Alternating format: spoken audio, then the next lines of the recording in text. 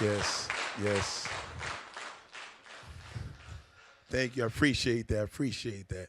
You know, there's a long time that I've been on this stage. It's been many years, as a matter of fact, and it's kind of bringing me back to a very somewhat emotional type of feeling.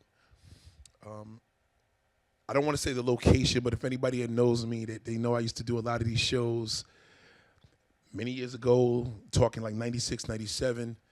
Um, it's surreal, you know, but the only thing was I always found myself giving up to everybody else. You know, I was to do a lot of comedy shows.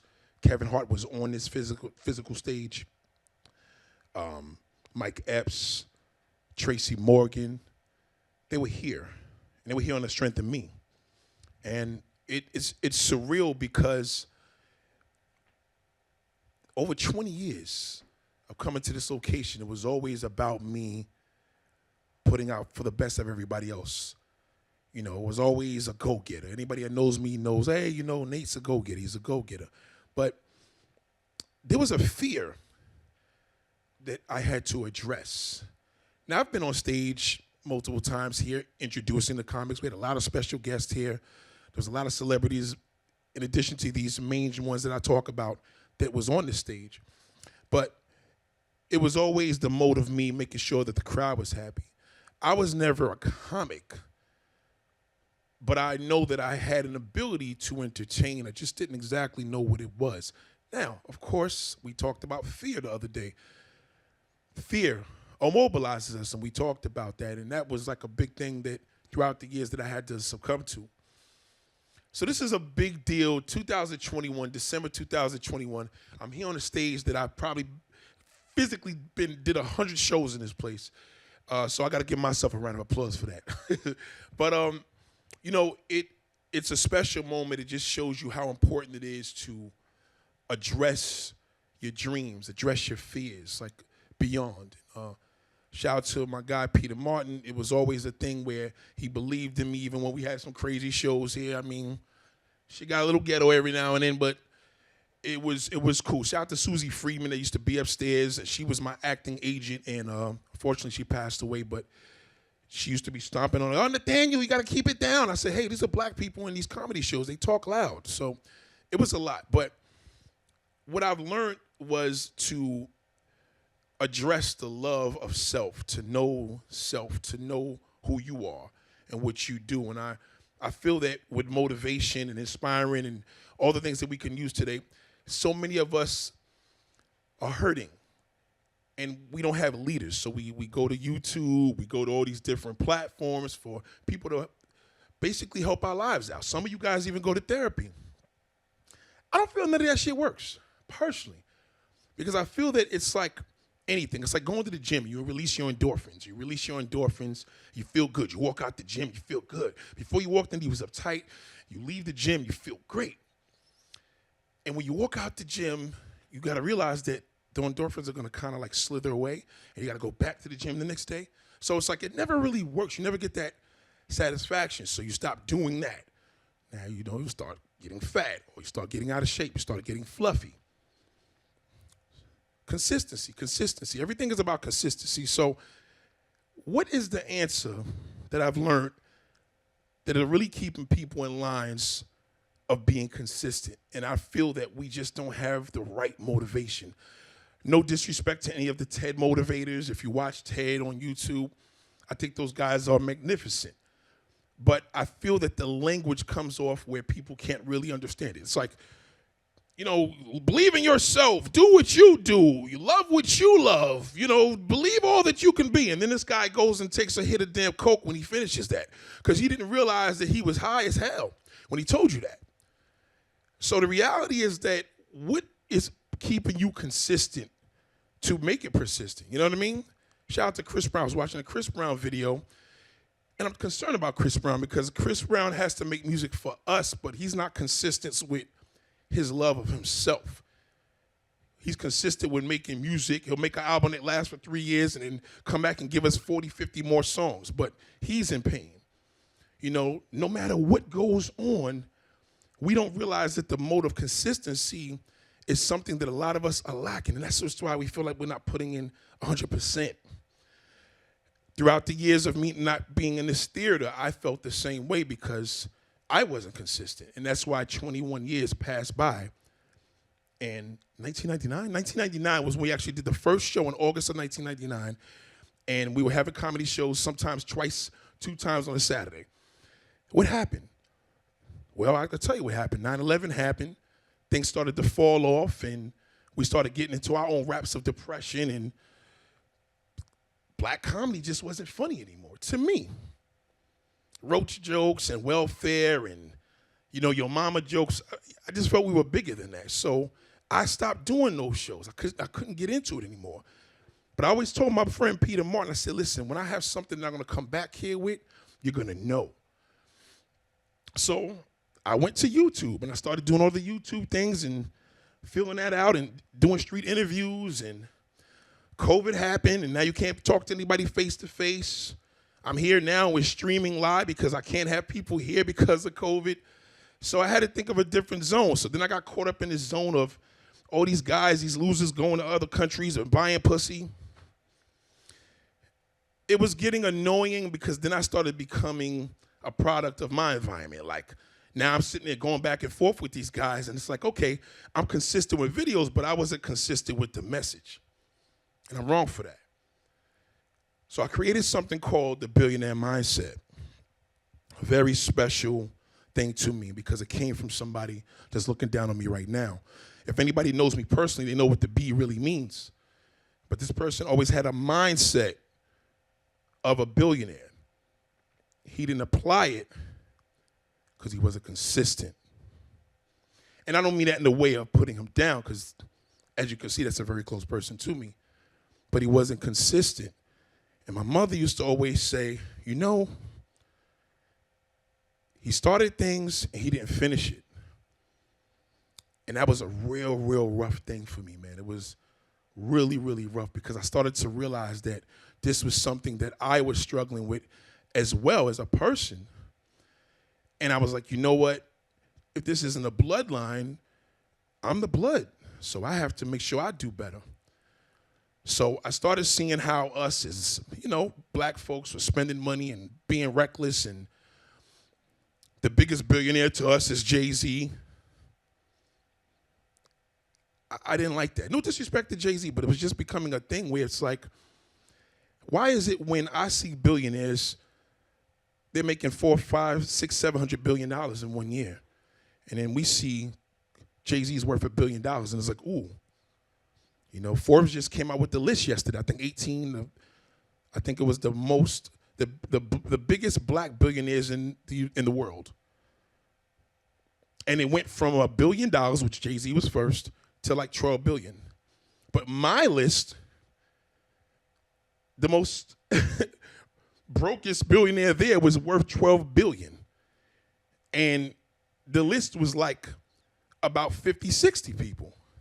Either way, that's going to consist to be like 1% of society, right? And I said, you know what?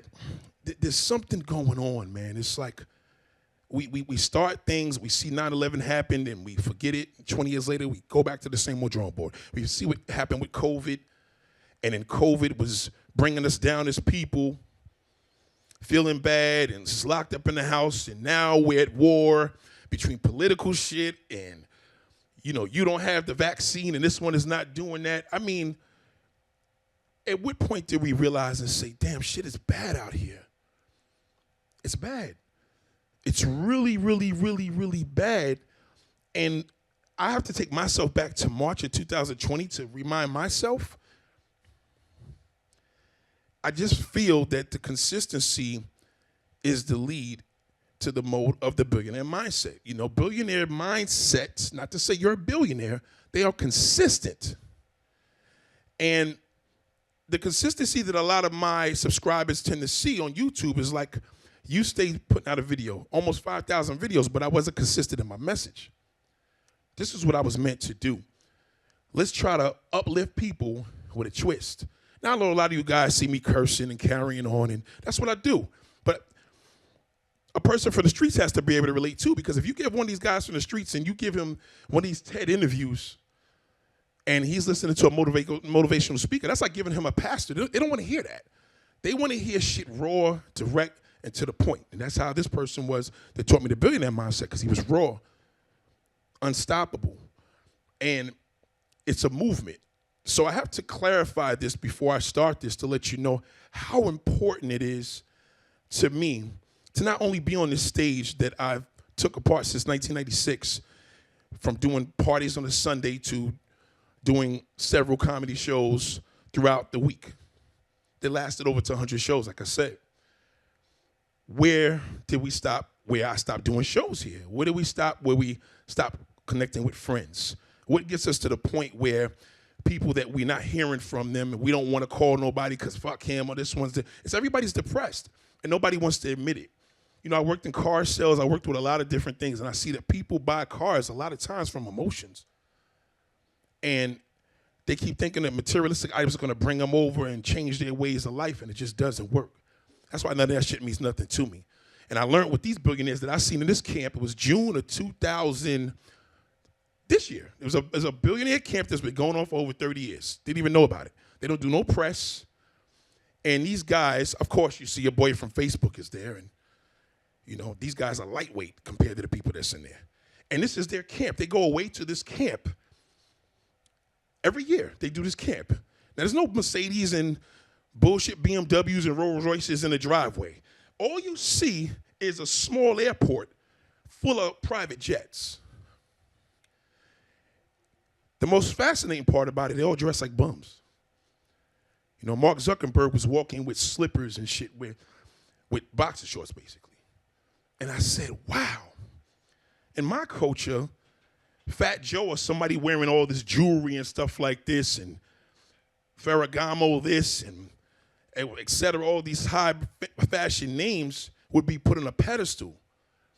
But to me, in my mindset, I was taught that only broke people do that. Because at the end of the day, these individuals don't even want no press. That means they don't want no social media. They don't want to be bothered. They are the social media. They are the creators. They create all this stuff. So a lot of times when we say the mindset of things, I have to clarify it's the way of thinking. Who you're dating. If you're a female, you're dating a fucking bum, you know. That's not the billionaire mindset.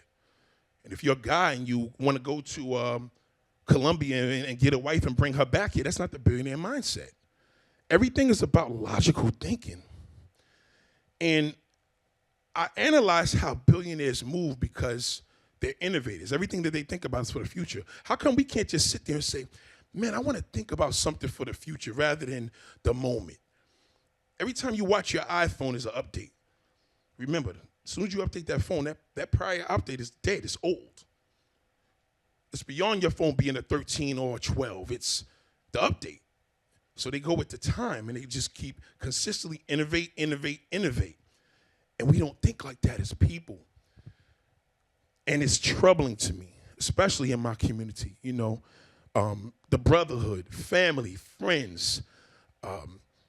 We're consistent with bullshit, but we're not consistent with things that's helping us. We're consistent when it comes to, you know, bullshit and popping bottles in the club, with knowing that COVID is strong and all this is nonsense is going on. We're consistent with that, but we're not consistent with the things that we learned from the mistakes. I believe people that die and perish is a punishment to the people that's living. Like, somebody did some bullshit, and now we're going to pay because we're going to take this person with us and bring them to the next world. That's how I look at it.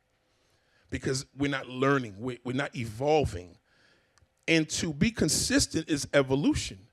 If you have friends that you've been around and they're still doing the same old bullshit, it's because you haven't evolved. It's not them.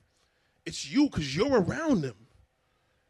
You know, I grew up with some real good individuals, and one dude that I know is Method Man. And one thing I got to give him credit for is Method Man from Wu-Tang Clan. The reason why he's a dude that I look up to is because he has the mindset. He makes a lot of money. He's a millionaire, not to put his business out there, but you never seen him flossing in no clubs. You never seen him driving no luxury cars. He drives a cheap Wrangler. And his kids go to city schools, not to blow that up. And the individuals I know that came up with him No cap. The individuals I know that came up with him when this dude was literally practically homeless. And now these same individuals now been consistently doing nothing. But he was consistently focusing on his life, trying to get out of there, not to be homeless. Sometimes having a humbling feeling such as being an entertainer to know that you was homeless versus a person that, hey, I remember you when you was homeless. What difference does it make if you remember him being homeless versus he was homeless? That's where his hunger comes from. If you look at a lot of these innovators throughout the billionaire mindset in this camp, they were people that started the most simplest things. You know, a computer company that started in the garage, cookies that started in somebody's kitchen. You know, we look at Tyler Perry and Jay-Z, and that, you know, it's more to it than that. Like, these individuals are basically, respectfully, they're nobody to this mindset of people because they don't even want them there. And I don't mean that in a racist way, but why is it that we put everything on a pedestal for everybody else consistently, but we don't do it ourselves? I walk through Costco, I walk through BJ's, and I'll see tons of stuff. And I'm looking at all these different items and merchandise. And I'm like, damn, none of our names are on nothing. Like, just nothing. But we consistently go back to the bullshit. We look at social media. We cut this one off. We block this one off. And it's just like, that cuts off your lifeline. When I go to these stores and to these superstores, it inspires me in a weird way. Because I'm like, oh, wow, I wonder who owns this. How do they set this up? It's such a simple thing. You know, Amazon to online store. Then you have BJ's where it's like, listen, we're going to make you feel that you're getting this discount in this warehouse. So we'll have 50 feet high ceilings and put everybody in there and just put it in bulk. That shit worked. Jetro was my thing to do, but Jetro is more for commercial. But at the end of the day, BJ's is like, hey, we'll give you a card and even charge you a membership fee. It's all innovation.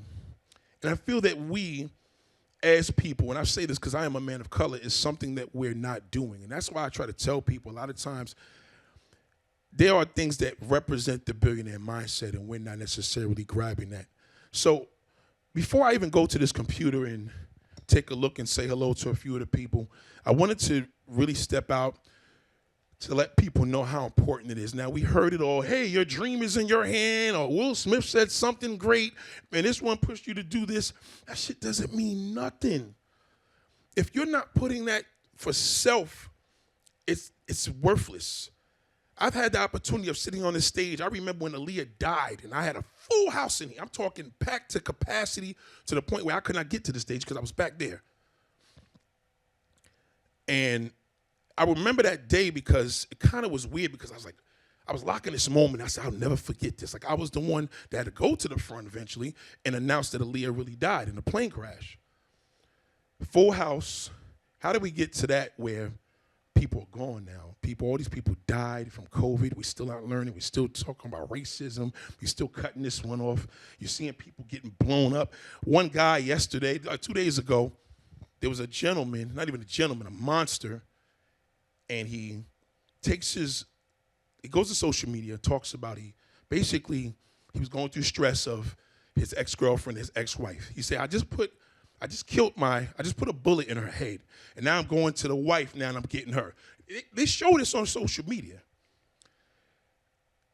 I remember that day I couldn't even sleep that night.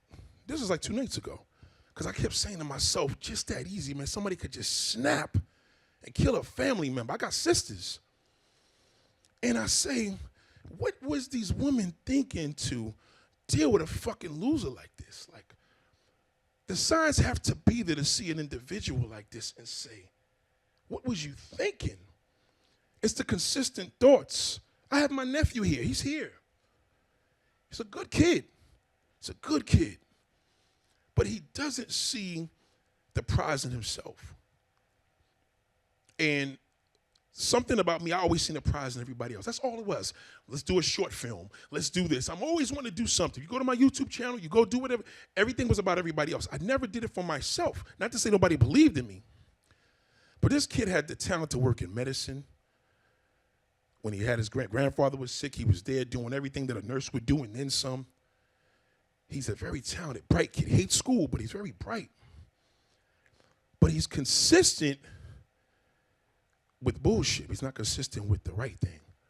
And I'm like, if you were so consistent with eating this sweet cereal or buying a pair of Jordans or buying this, why can't you just be consistent and put in the time and get the training for college and be a male nurse and do it right? Like, you know what I mean? I had to accept that thought and say, wow, am I going to give up teaching other guys also how to be players, how to talk to a girl and meet a woman? It was annoying. I started to give up. I started getting to this mode of giving up. And when this billionaire mindset kicked in, I said, you know what? What I'm going to do now, I have to lead by example. Because that's the only thing that seems to work in this society. People look at people that made it, especially people of color. They do. And I don't know why it's like that, because I was raised from two great parents, thank God. And I felt that my parents consistently was always giving me the billionaire mindset. Save your money. You know, if you don't know, my father showed me how to make it. My mother showed me how to save it. So I can't understand how people just are broke. How does people work 7 days a week and constantly broke? I know one dude, and you know who I'm talking about. He's been working for like 23 years and always broke. How in the fuck are you working 6, 7 days a week and you have nothing? That to me is what the part that bugs me out. And it puts me in a passion of saying, you know what, there's got to be a better way. So I have to be a better listener, a better leader versus me giving up. Because when you give up on people, you start becoming combative. Fuck him. He's not going to listen. Stupid motherfucker. This one ain't going to listen to nothing. This one ain't going to say shit. This one ain't going to do this. You start really giving up. You start really, really giving up on people. You know, you got family members, God, you dated this fucking bum. This guy messed your car up. You don't have shit. This one don't have that. You messed your house up. You know, I feel that the consistency, when I say we're not consistent with the good. We're consistent with the bad and ugly. I've been around a friend for 30 years. I showed this man nothing but the right thing to do. I stopped dealing with him for 1 year. He fucking flopped. Everything went down. His taste in women, his taste in life, everything just went to the bottom. So I realized I had a gift. I said, well, if I have this impression on the people that surround me because they may look at me as a good, positive leader, how can I bring a motivation without a churchy effect? Without, no disrespect to the church, but how can I bring that effect out to people where they can feel in touch with one another? And I started to do it. And it's been enormous. I have women and men that hit me up on my chat all the time. They hit me on my DMs, my emails, with some things you would never imagine. But I feel now that the issue is why so many of us, and there's only 1% of this world that's full of billionaires, it's because most people are not consistent the way they are. They're consistent is a lot about their character, a lot of discipline. And it's tough. So I want to just share this with you, man, and let you know that there was one fear. I had 2 fears in my life.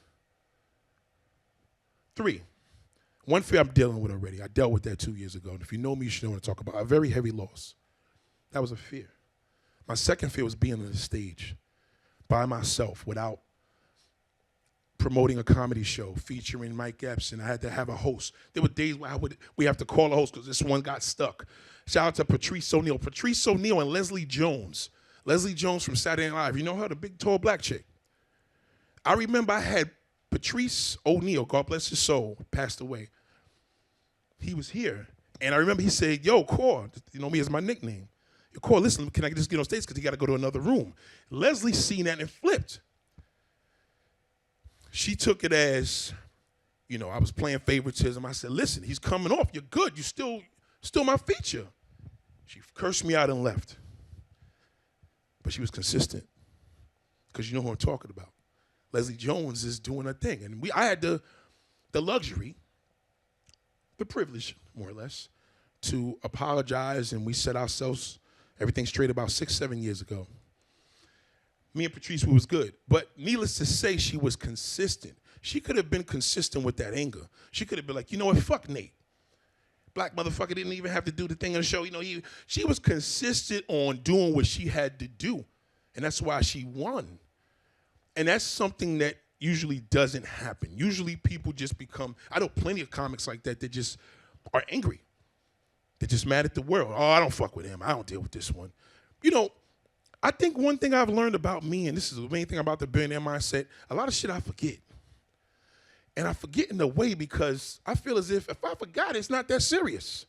I've had ex-girlfriends that do shit that most people be like, fuck them, I don't give a fuck when they die. And then they die, they're like, well, I went over there to pay my respects. And I said, you know what's so funny? You had all that time to pay your respect when everything was cool. I've been there, I've been hurt. I walked in on a girl. I walked in on a girl with another man in the fucking house. Literally. And I had to say to myself, the mindset kicked in because the mindset taught me the minute if you find something like that, the relationship is over. I didn't do nothing to the guy, mindset. Everything was mindset. I didn't do anything to him. But it hurt like hell. It hurt me for like 10 years. That shit hurt.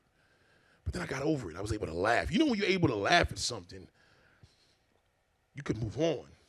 That's a big thing that I've learned, even in my community. We love hard, especially black folks. Black folks love hard. Like, they play macho and they tough. I mean, that's why you think we kill each other so much? Because men are like, yo, man, motherfucker looked at me and did some bullshit to me. I don't like the way it's emotion. We are very emotional. So shout out to Leslie Jones just for saying that. Even though the fact she was emotional, she still made it. There's not too many people that were that lucky, though. But it was it was terrible. And most people, oh, fuck that, I cut a motherfucker. When I cut a person off, I cut him off for life. I never deal with her. That's ignorant. You can't think like that, man, because as the day goes on, y'all was fucking younger 20 years ago. I mean, she was 20 years younger than her age now. Are you that sick of a person and a person dies, you're going to be like, well, good for him. That's what she gets for fucking doing me dirty in 2000. No, you got to take the responsibility and realize that was part of your growth. See, with the billionaire mindset, things are given to you so you can grow, not fall off. My nephew, I've had a hard time with him throughout the time growing up, but I had to accept him for who he was in order to learn who he was or who he is. It's a lot of emotion. But there's emotion as I talk to you about the things that I went through, and I tell people a lot of times, like, if you had a girl that broke you and a man up, or you're a female, or you're a man and the girl came in between you, or vice versa, this is what you have to look at. A lot of people would be like, well, you bust a girl and she's dating your best friend. This is for the guys. Who do you cut off? But I'll cut fucking both of them off. I said, no, you don't. That's still your friend. He's a man. He's a man. Did he rape her? You know what I'm saying? He's a man. At the end of the day, listen, the relationship is over. Obviously, you're not going to go there. If he chooses to marry her, that's on him. Then fuck it. Then y'all both could be married to each other. Y'all both ain't shit. But it's not going to be a mode of you being unhappy to 20 years later, you just holding that shit in. I know people like that. I know people that could have been really, really successful in a lot of the things they could have done, and they didn't allow that. I took my pain and a purpose. And my ex, if it wasn't for her, for one ex, there's plenty of exes that did some bullshit, but this particular ex was special because she was part of the show here. She used to count my money. She was here counting my money. She was right at that door. My mailing list. Back in the day, remember mailing list? You had to write down a mailing list, and we broke up, gave me the email, had a big old floppy disk, big old shit. I mean, that shit don't even exist anymore, but this is how long ago it was. But at least I can laugh at it. Like, damn. But in response to that, I did some bullshit too, because I've learned that, hey, you know what? Part of my consistency was being petty. Yeah. Part of my consistency was being petty. I'm the type of dude, you cheat on me, I'm gonna fuck your sister. Your grown sister.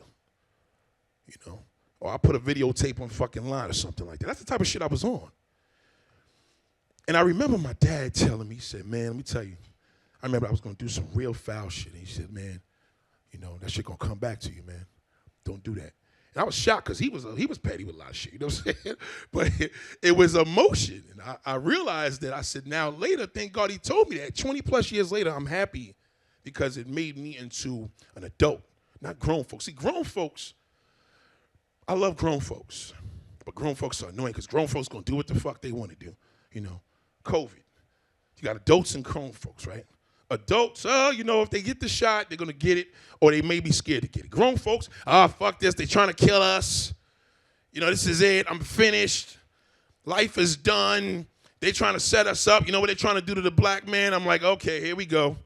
All right, so listen, asshole. I want to see what happens when you go to your city job because they mandated you. And then they talk all this shit. Yeah, fuck this. I ain't going for that. You know how I am. You knew me since high school. Yeah. How long you been at your job? 18 years. Okay, yeah. You ain't going to blow that pension because you're not the fucking boss.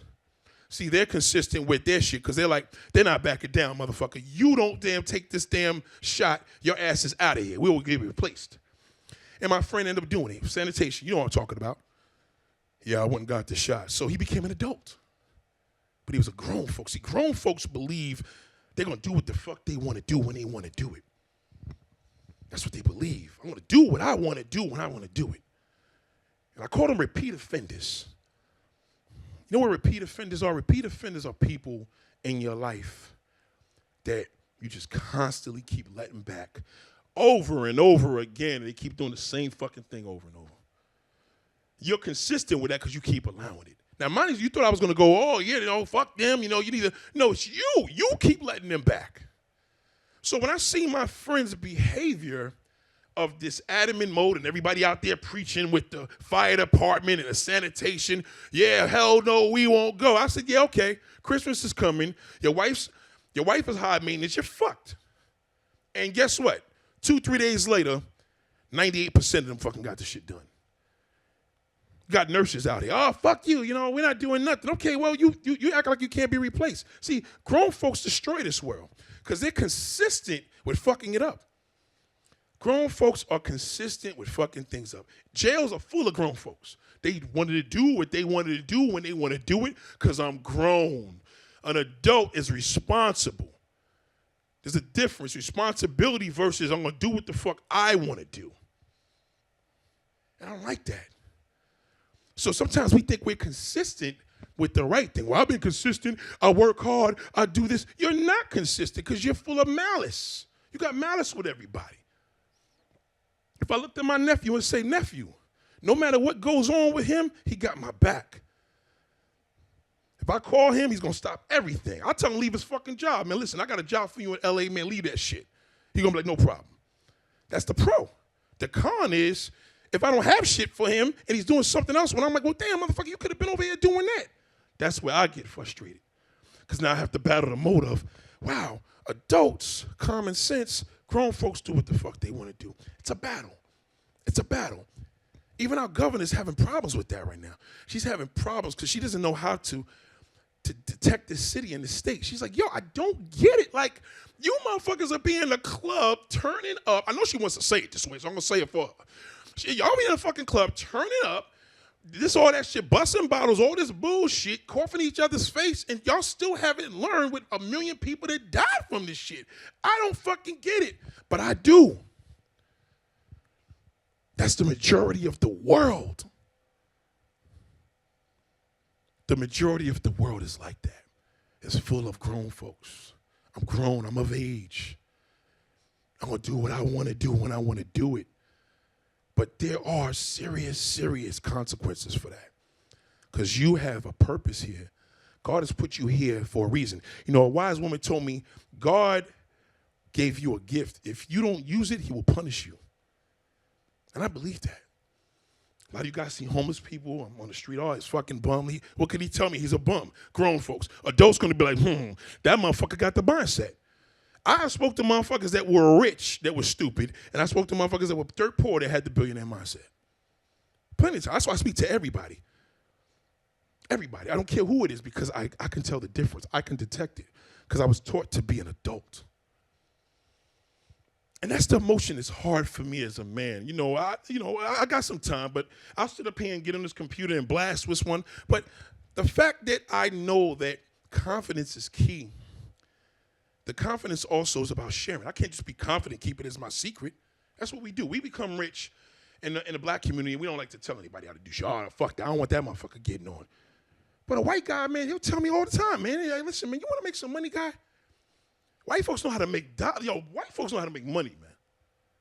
They have a different mode. They'll put you on some game where you're like, he just told me what the fuck to do for real. Black dude was like, nah, I ain't really trying to tell niggas my moves. Then you want me to support your restaurant and club and all that dumb shit. Grown folks.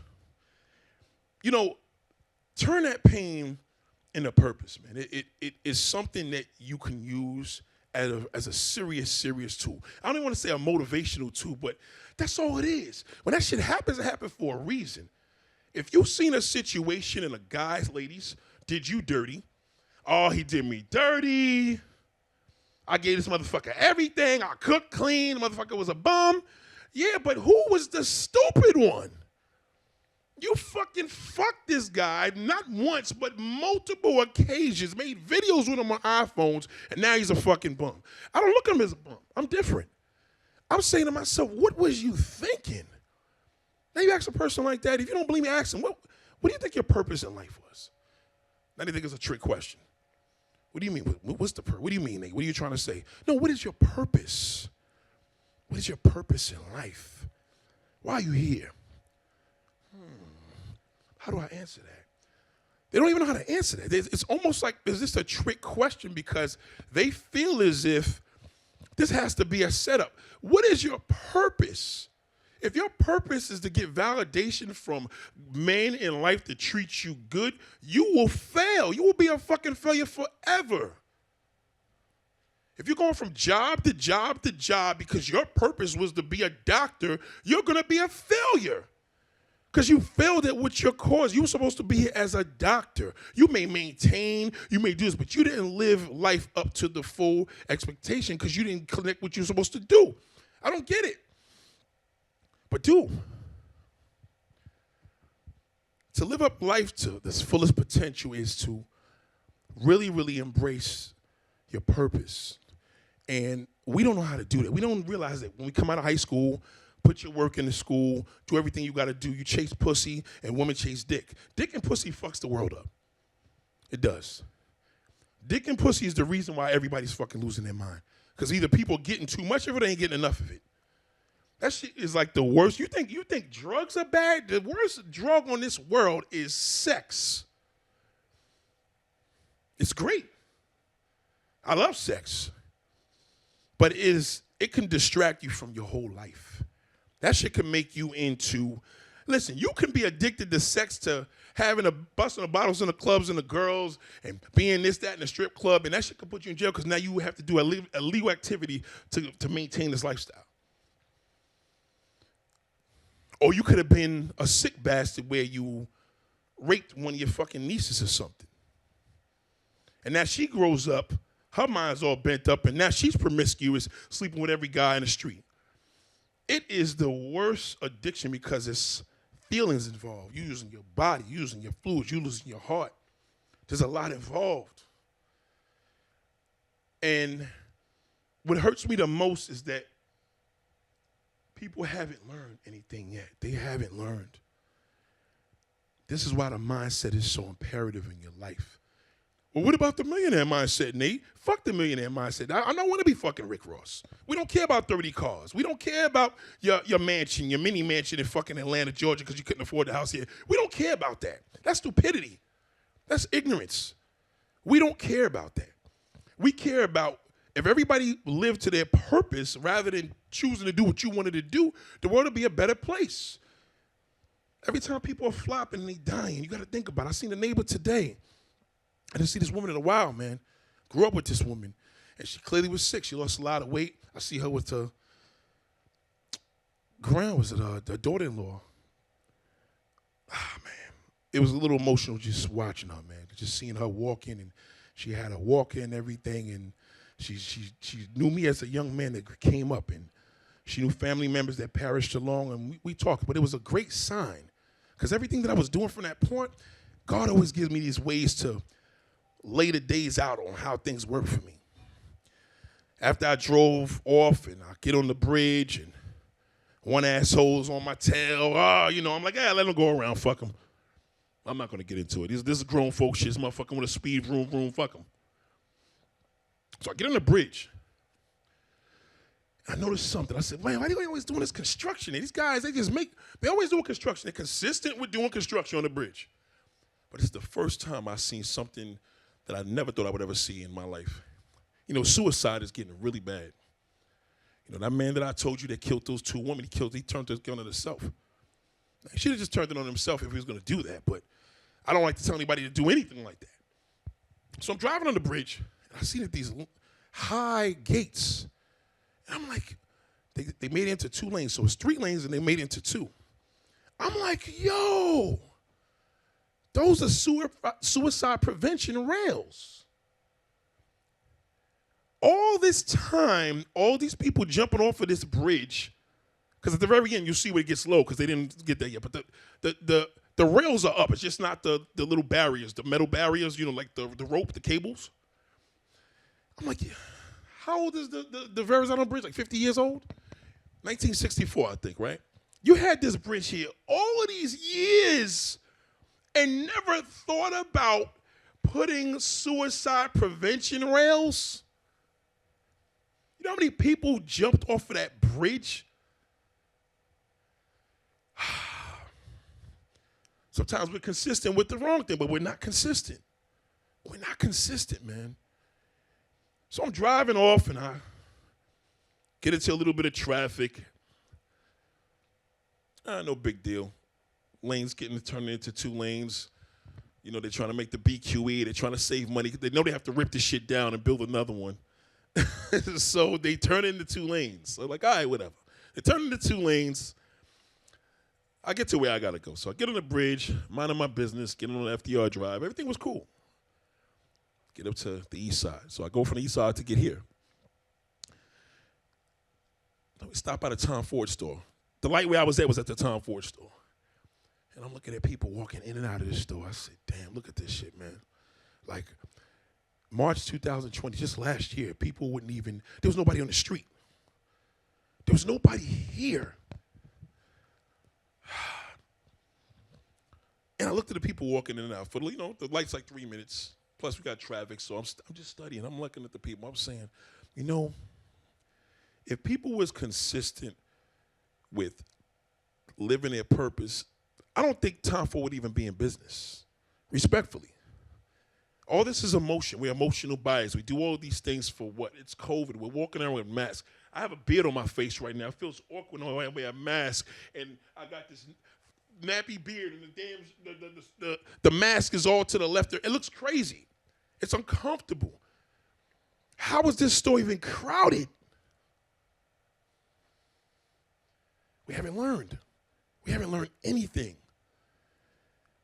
And I seen a lot of brothers and sisters walking in and out the store. A little bit of time, I seen a lot. That store was crowded. I said, this is going to be for on one day, because on the 26th of December, you're going to be like, damn, what was the point? Keep it simple, man. It's a holiday for us to get together. We're fortunate enough. Okay, granted, you got to do your shots. You got to get your booster shot. Some of y'all may not listen. Some of y'all may not be fortunate. Some of y'all may not be fortunate, man. So this is a very special moment, and I just want to continue by letting you guys know how important this is. Now, a lot of times, what we always try to do, you know, I'm always on the computer, man, and doing these live videos and these podcasts. If you know me well enough to know, you know, it's called The Billionaire Mindset. It used to be called Ask Nathaniel.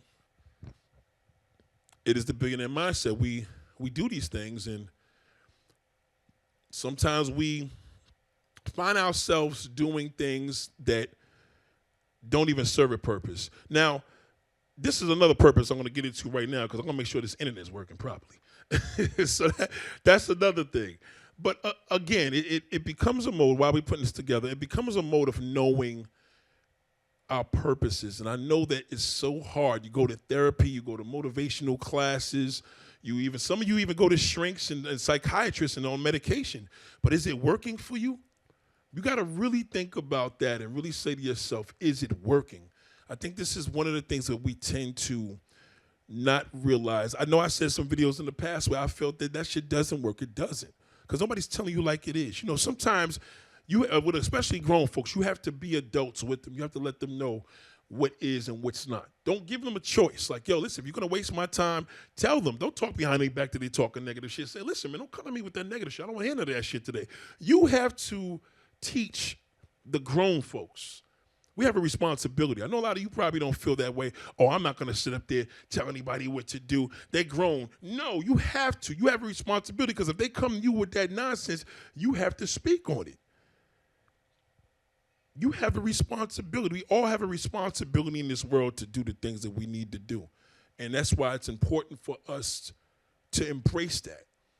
You know, I've learned a lot of things through a lot of losses. I've lost significant people in my lives in the last 2 years. I went through a disaster. I don't even understand how I'm still standing here right now because I know that no matter what goes on, I still have to keep going. No matter what goes on, I have to make sure that I do my part. It's all about doing your part. And we haven't got there. A lot of you guys, oh, yeah, I'm going to go to another country. These American women, I can't deal with them. They don't love. You know, men, just be honest. Start talking to women and letting them know you need love. I know it's hard to just admit because you don't want to like a punk, but let them know, listen, I need love. Like, if you can't give me that, just keep the stepping. Don't sit up there and play like you this macho dude because then when she plays you, it's going to fucking hurt like hell, and you're going to be mad. And they're going to get to the point where you're going to go get you a prostitute in another country, can't speak English, and when she comes here, she's going to leave you. You're never going to win because you're consistent with bullshitting. Be consistent with your purpose. You can't be even consistent with change. You could be changing and not making the right changes. Be consistent with your purpose. How many times do we do this? How many times do we talk about this? It becomes a redundant thing. Before I break this night out tonight, I'm going to bring a couple guests here. And, you know, I want my guests to be transparent. I want, especially my nephew, I want him to be transparent because I feel as if he says he tried everything.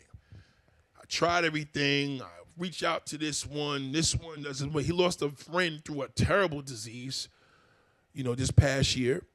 You would think that would change him. Man, forget this. This just going to put me in a whole different. No, that will disable you even more because that gives you a reason to be more depressed. Sometimes we make ourselves depressed because we consistent with adding on. You ever see people that just like, oh, it's always some shit. It's always something new. And then it just keeps happening because you're speaking that into existence. There's always something new. It's always something. Yes. It is always something because you're making it into something. You believe there's something else. What's next? Me, I have to say, let me get this shit in before something does happen. There was no waiting. I waited long enough. How in the world did I allow all these years to be here? Some people would say, well, it wasn't your time then.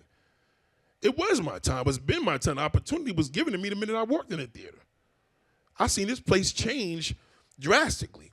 There's people that walked in these doors that are gone. That I remember physically in there. I've seen people. We've had a whole bunch of things here. So where was my consistency? Why? Because I allowed the bullshit. You allow that. You attract that. You as a person attract a lot of the problems in your life because you're not embracing your purpose. You look at everybody else. This one's doing good. Kim Kardashian passed the bar exam. Kim Kardashian is an entrepreneur. She can go do the bar exam right now. Why? Of course she's going to do it. Her father was a lawyer. Was that surprising? It's people's story. Now you know what's going to happen now. Watch how many women are going to want to take the bar exam. Watch. Now, in a good way because she led by example. You're going to listen to her because she made it. You wouldn't listen to the neighborhood woman that made her mode of passing it the one first time. You don't pay attention to her. You pay attention to Kim because whatever she does is good. I'll date a nerd now because she's dating Pete Davidson. I'll date a black guy because she had Kanye. Do you know how many women wanted babies from a black man because of Kim Kardashian? Do you know how many women did that? Do you know how many? Just give me the fucking baby. I just want the baby. I just want that mixed baby with the golden hair and the hazel eyes. We live in a copy and paste society. We copy one thing and then paste it onto something else. That's what we do. We just, let's copy it from here and then paste it. And we put ourselves in this position of Where's the originality if we're watching everybody else? You know, I play around with TikTok every now and then, but then I'm like, well, damn, I can't play this shit for more than 5 minutes. It's too much.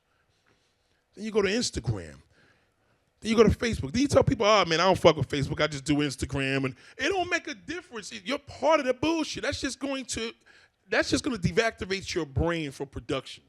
It doesn't entice you. It doesn't motivate you. When I was a kid, I remember I used to buy these magazines, car mags and shit, and DuPont Registry. And I said, oh, this is going to push me harder to get the best car I want. No, that's not the billionaire mindset. I'm in here. I'm a black man. I can't afford to be buying expensive cars. That shit has ruined us. There was a drug era that I came from. Not a drug dealer, but it was an era that I was part of where all these guys are buying these fancy cars and jewelry and homes and, no homes, but a whole bunch of jewelry and cars and clothes. That same shit applies now. It's the same thing. It's the same thing. I was talking to a friend the other day, and I was asking, I said, man, what inspired you? Because he's in jail.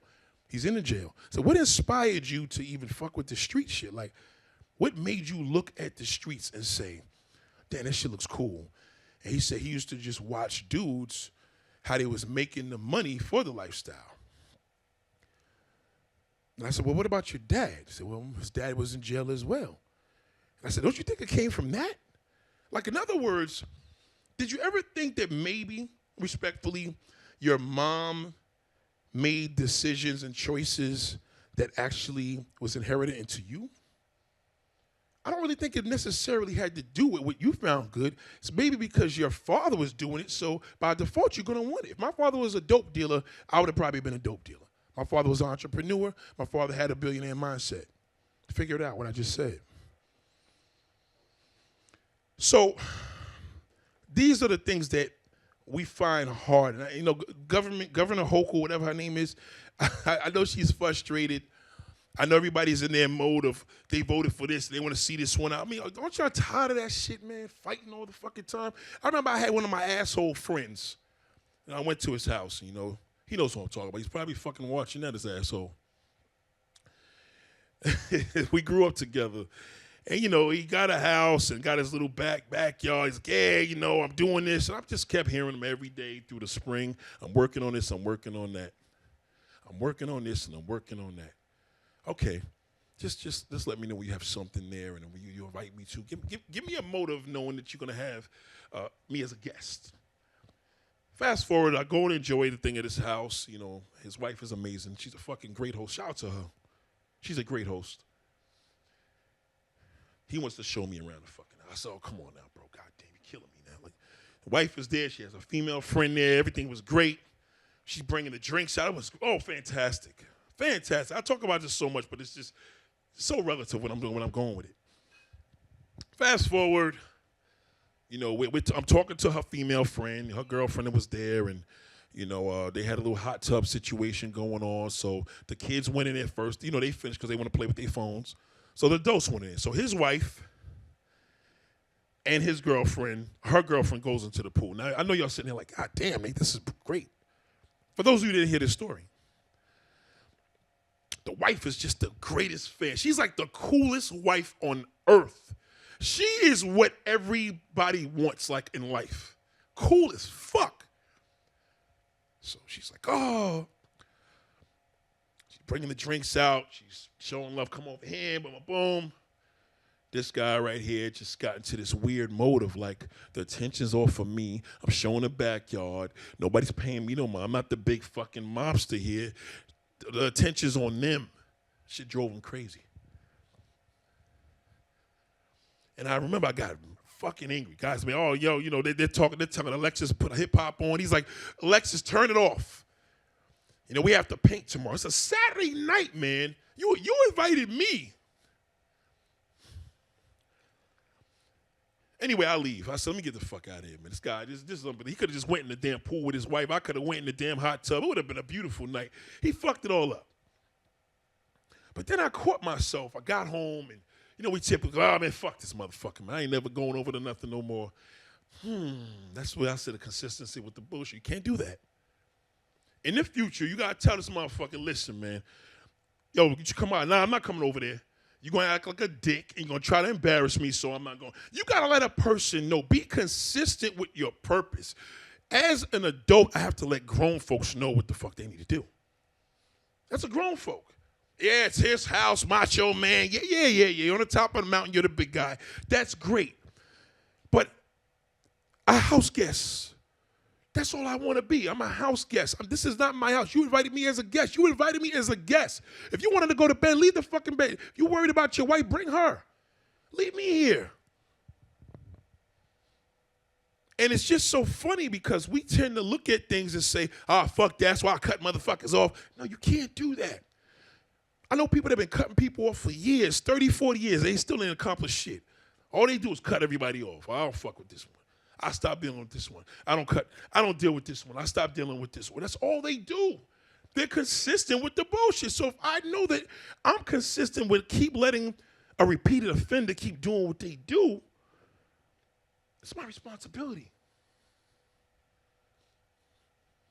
You have a responsibility to be consistent with your purpose. If you look around you and say, okay, hold up. Like, I had dreams as a kid. I wanted to do this and do that. I haven't did shit part of it. A lot of you not living your dreams. You're here, you work a job, but you're not doing what you were meant to do. What did that? What sidetracks you? Like I said, dick and pussy. People get boyfriends at a young age, girlfriends. That shit distracts you. Some of you guys get married too young. And it distracts you from your purpose. Not going to take that away from marriage and you have kids and you reproduce and stuff like that. That's great. But a lot of you are not living your purpose. You're not living to the point of why you're here. Why are you here? You're not consistent. You're not consistent with your life. You're not consistent with your purpose. My purpose is an encourager. I know I'm an encourager. That's my purpose.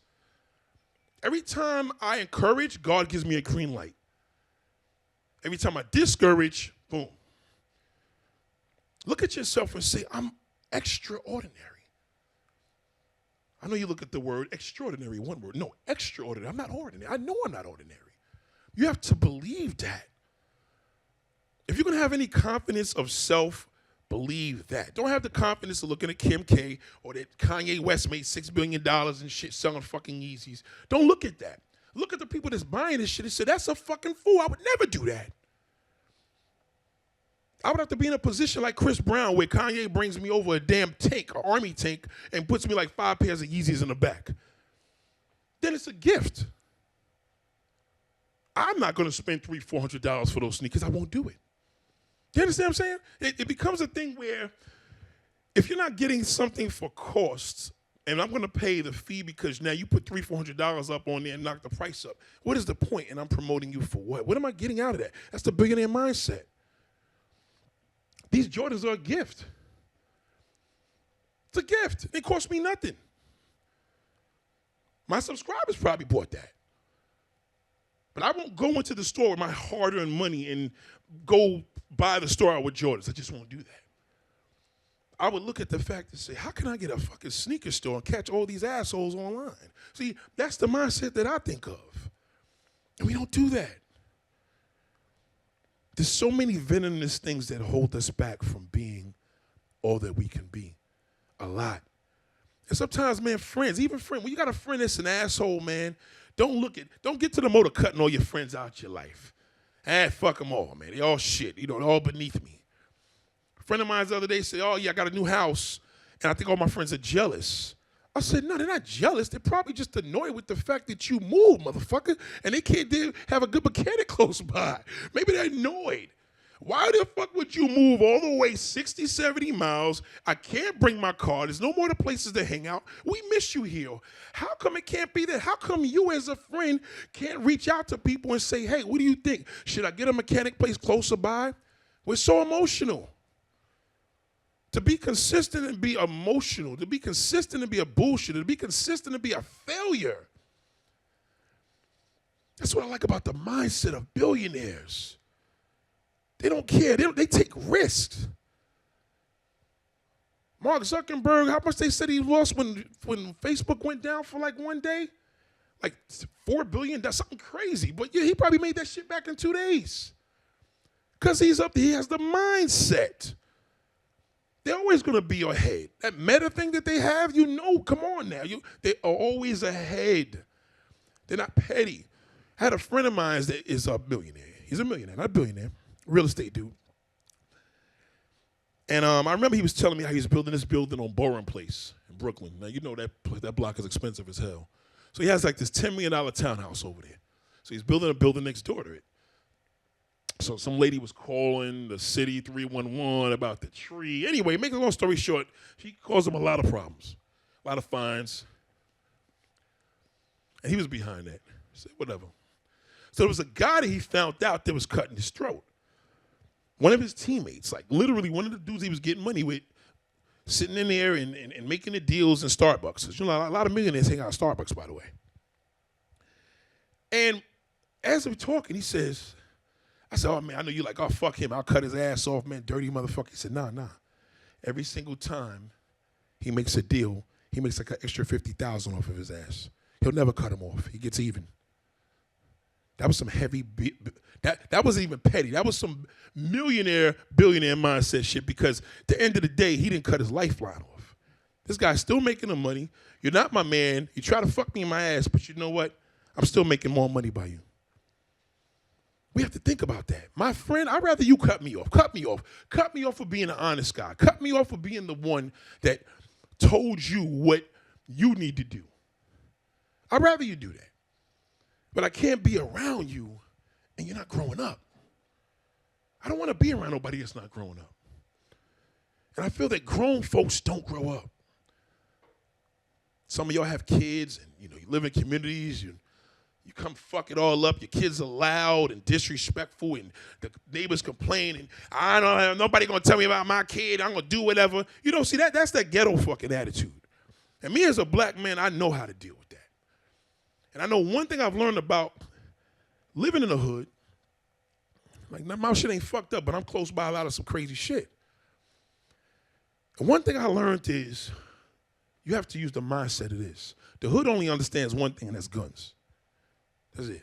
The only thing they're gonna understand is a fucking gun. They know you're serious when you start fucking pulling that gun out and bing, bing, bing. So I have to look at this and say, am I gonna be that stupid? Or I'm just gonna be like, man, fuck it, man. Let me spare this person, man. Let me spare you and me. If there's a guy that says, well, I don't date women with kids, why? It depends. Well, you don't date him because of baby's father drama. No, motherfucker, maybe because the son may be on some baby boy shit and may say, yo, you ain't my fucking father. That's the way to think. You gotta be a logical thinker with everything. It's not a billionaire, it's a billionaire mindset. You're better than that. Why am I gonna put myself in a position of knowing that I live around a couple of crazy bastards? I'm aware of that. And the reality is that shit could go left every now and then. That mindset has caused me to respect my neighbors a little better. A lot of y'all probably move in, I don't speak to my neighbor. I don't fuck with this one, that one. That person up the block's cool. She lives like 8 blocks away. She lives 8 blocks away, but you don't fuck with nobody on your block. When people move in, man, you're supposed to say, how you doing? Welcome to the neighborhood. Anything you need, You see an older woman, knock on the door. Hey, listen, we're going to BJ's. We want to know if you need anything from the store. Oh, thank you. You do your part. You'd be surprised. Some ghetto motherfuckers can watch your back. So instead of me looking up at them like ghetto trash and wanting to do mean things, I had to get a benefit of the doubt. You know what? Fuck it, man. Halloween, man, give the kids away. You got a little cake, give them something. Because people will look out for you when you do the right thing by them. You're not better than everybody. You're consistently thinking that shit. That's bullshit. You're consistently living a lie. That's a lie. You're living a lie because you believe your consistency is because you're better than everybody else. And you're not. You're not. I've been there, and there's nothing but waste time. Giving up. I've been there giving up, man. I'm an actor. Yes, I'm in a Screen Actors Guild, AFSTRA. And every 2-3 months, man, I can pay these fucking fees, man. I'm like, yo, what the hell? Paying nearly $900 for this membership. So I called up the other day, and I'm like, let me call these people up. And excuse me, is there a way that we could kind of use like a disaster relief thing? Because I'm not working like as an actor. You guys keep giving me these jobs to be the big brute and the big fucking security guy and the inmate. Now, I don't want to be an actor no more. Fuck this. I'm not encouraging nobody by that, wearing no fucking prison suit. I don't want to act no more. Fuck this. So I started to give up. So she told me, well, we can break the payments up. You owe $300 for your membership because it's quarterly, but we could break it up. I'm like, damn, you're not even trying to fucking break this shit off. Like, you still want your money. But then I had to catch myself. I said, well, shit. They're consistent with doing what they got to do. They have to collect the money. You're a SAG member. You knew what this was. You haven't worked. You weren't consistent. It's bad when people ask you something. Like my mom, she'll say, so what's going on? They're not calling you anymore? I'm like, yeah, then I'm giving her excuses. The reality is, Mom, I quit. That's really the answer. But I'm so consistent with fooling myself by giving her this answer. I gave her the answer and I basically lied. But until I had this SAG representative try to bring, I said, fuck it, just take the $300, man. Like, I'll see you in 3 months. I'm not consistent. So for me to know when there's things I'm not consistent with, I know when you're not consistent with. You have to know when you know yourself to know others. I know you. I know you. I know you. I know people. I know the routine. I know what it is to get in the elevator in the morning and somebody gets on the elevator and they have an attitude and press the bell, come right in between you. You're here. I'm here. You're fucking over there. You come over here. You press the damn. Let me press the bell over here. Oh, fuck this bitch. She ain't speaking. I don't speak to her. Fuck her, ugly bitch. Then I caught myself. I said, oh, here you go. You're being consistent with the bullshit. You should have said good morning. How you doing? Good morning. What floor? 5. I don't give a fuck how nasty she says it. Press that motherfucker. You did your part. Then when you see her next time, hey, you see her again. Hey, how you doing? Good morning, good afternoon. You may catch her on a good day. The more and more you treat people better things that happen to you. That shit attracts. Everybody's mad now. You're going to tell me there hasn't been times you walked in the elevator living in New York and you've been annoyed? You go to the store, you have the elderly lady in front of you. Oh boy, you're all mad because you're being fucking consistent with bullshit. You're not being consistent to know, let me be patient. I'm not a patient person. Wait. Open your phone, play with your shit. Let her do what she got to do so she don't have to deal with the next asshole. You can protect her. Because somebody behind her may be disrespectful. You have to protect her. There's an old lady there, play your part. That's why they position you there. God put you there for a reason. He positioned you there for a reason. Do your part. You know what she's going to tell you when she leaves? Thank you. Thank you, sir. Thank you, ma'am. That's no problem. Even though I had fucking a loaf of bread. She had to get her change together. She had to get her pennies together. It's okay. What am I in rush to? New York City shows me that. Everybody's uptight. And I'll go back to the basis of dick and pussy now. You know what I'm saying? You don't know if a person ain't getting it or getting it and he's stressed out. This one's mad. Guys are afraid to meet women. My friend is consistent with going to Colombia and buying pussy every fucking month. He's consistent with that. And then he comes back home and he shows me his house. I said, bro, you have a 3-bedroom house, 2 motorcycles, 2 fucking SUVs, and a work truck. You don't have a woman in there.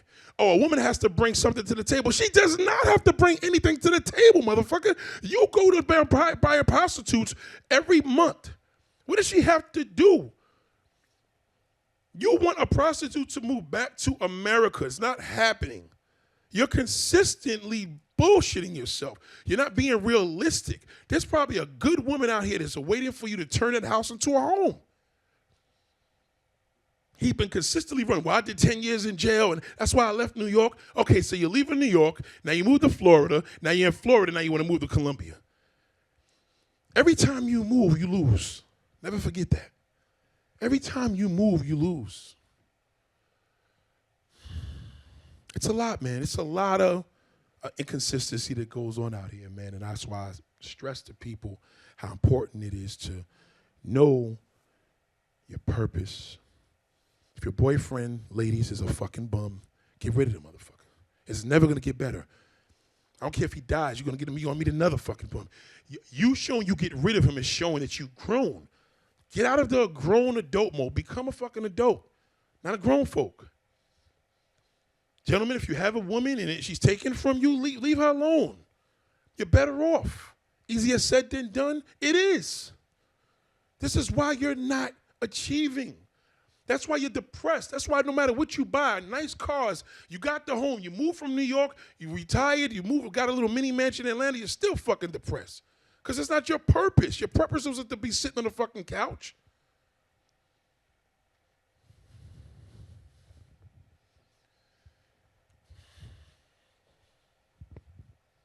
You know, I tell you, man, it's a mode of a lot of things that I see that we are struggling with as people.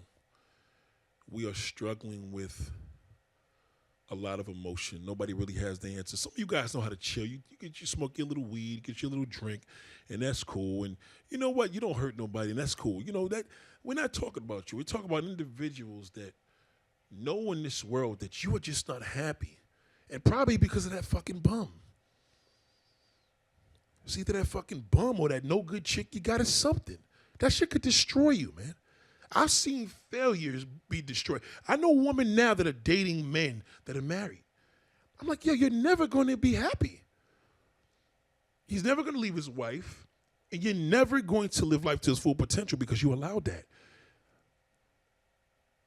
If you're a grown folk, you know what I'm saying? Transfer that into being an adult. Let's be an adult. You know, there's an emotion of me knowing what my parents' goal was of having us. Every parent's thing is they want to give their kids the best thing that they could ever have. They want to give them everything that they need, everything that they work for. And I've learned that no matter what goes on in life, situations tend to take place. So you have a responsibility to live and use that generational mode and fill that generational gap by doing right. You know, I see siblings out here that don't get along. Siblings, they hate each other. They're consistent with, I don't fuck with him, I don't fuck with him, he don't fuck with me, fuck him. Then the parents die, and then y'all get worse. It's all about me and my children. But what do you think is going to happen to your kids? Your kids are going to shit on you. When you get older, your fucking kids are going to get old, they're going to shit on you. Because then the parent didn't teach them shit. You ain't teach them love. Men need love. There's men out here suffering. They need love. Men need love. Men need love more than you could ever imagine. There's men out here that are starving for love. They don't want to admit it. You see through their action. You travel to these countries, these girls see you coming off the plane. Oh my God, Poppy. Yeah, it says, listen, it's about the money. And I can't knock them. I can't knock the woman. They know what it is. They know this guy's a fucking bozo, but at the end of the day, they got to take advantage of it. That's their hustle. That's what they got to do. But the men are not learning. They're not saying, you know what, man?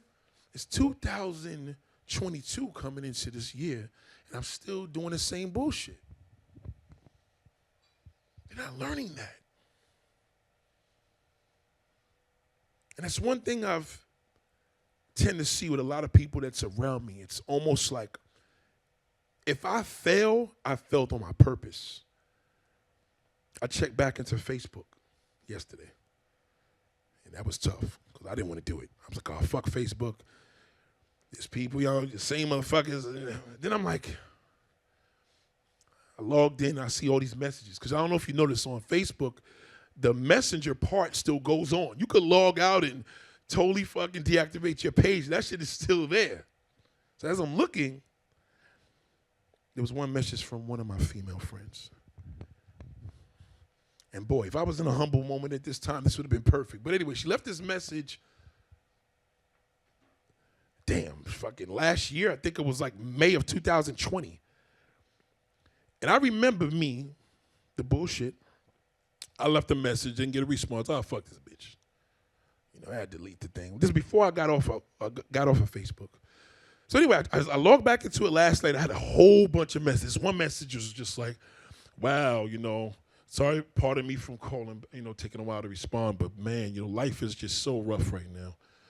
I had 2 kids. I wish I didn't have the kids. I love my children, but I wish I had waited. I wish I had waited. And man, yes, we had so much fun. Because I was leaving her a little emotional message because, our punk asses, we tend to, get all stressed out if nobody's responding to us. So it is what it is. I remember she was leaving. She left such a great message. I mean, it made me feel good. She left this message and she was like, wow, it's 2009. We was hanging out in another country. She lives in the Bronx. And she's like, oh, I had such an amazing time. Like, I really miss those days. And you know what I realized? I said, man, you know what? That's all that's really happening right now. We're missing these things. We're so more consistent with negativity than we are positive things. We're not consistent. And I stress that. I consistently was on the mode of block. That's why I tell people, don't block phone numbers, man. Don't block them. Just don't block them. You never know what a person's going through. You never know. I have a friend now. I've sent her messages. I haven't heard from her in years. Months. Something's wrong. But she's probably going through something. Then I had to think about it. I said, hey, a lot of times people go through these things with mates. This is the age where people go through things with mates. Mates be going through some shit.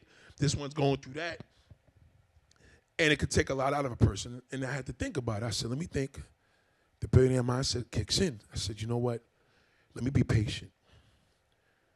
Even if people reach out to you and you don't respond, they don't know what you're dealing with. If you reach out to a person, they don't respond, you're not them. So you don't have no control over that.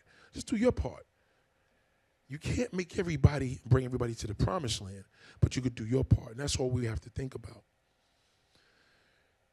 So ladies and gentlemen, I'm going to be back shortly.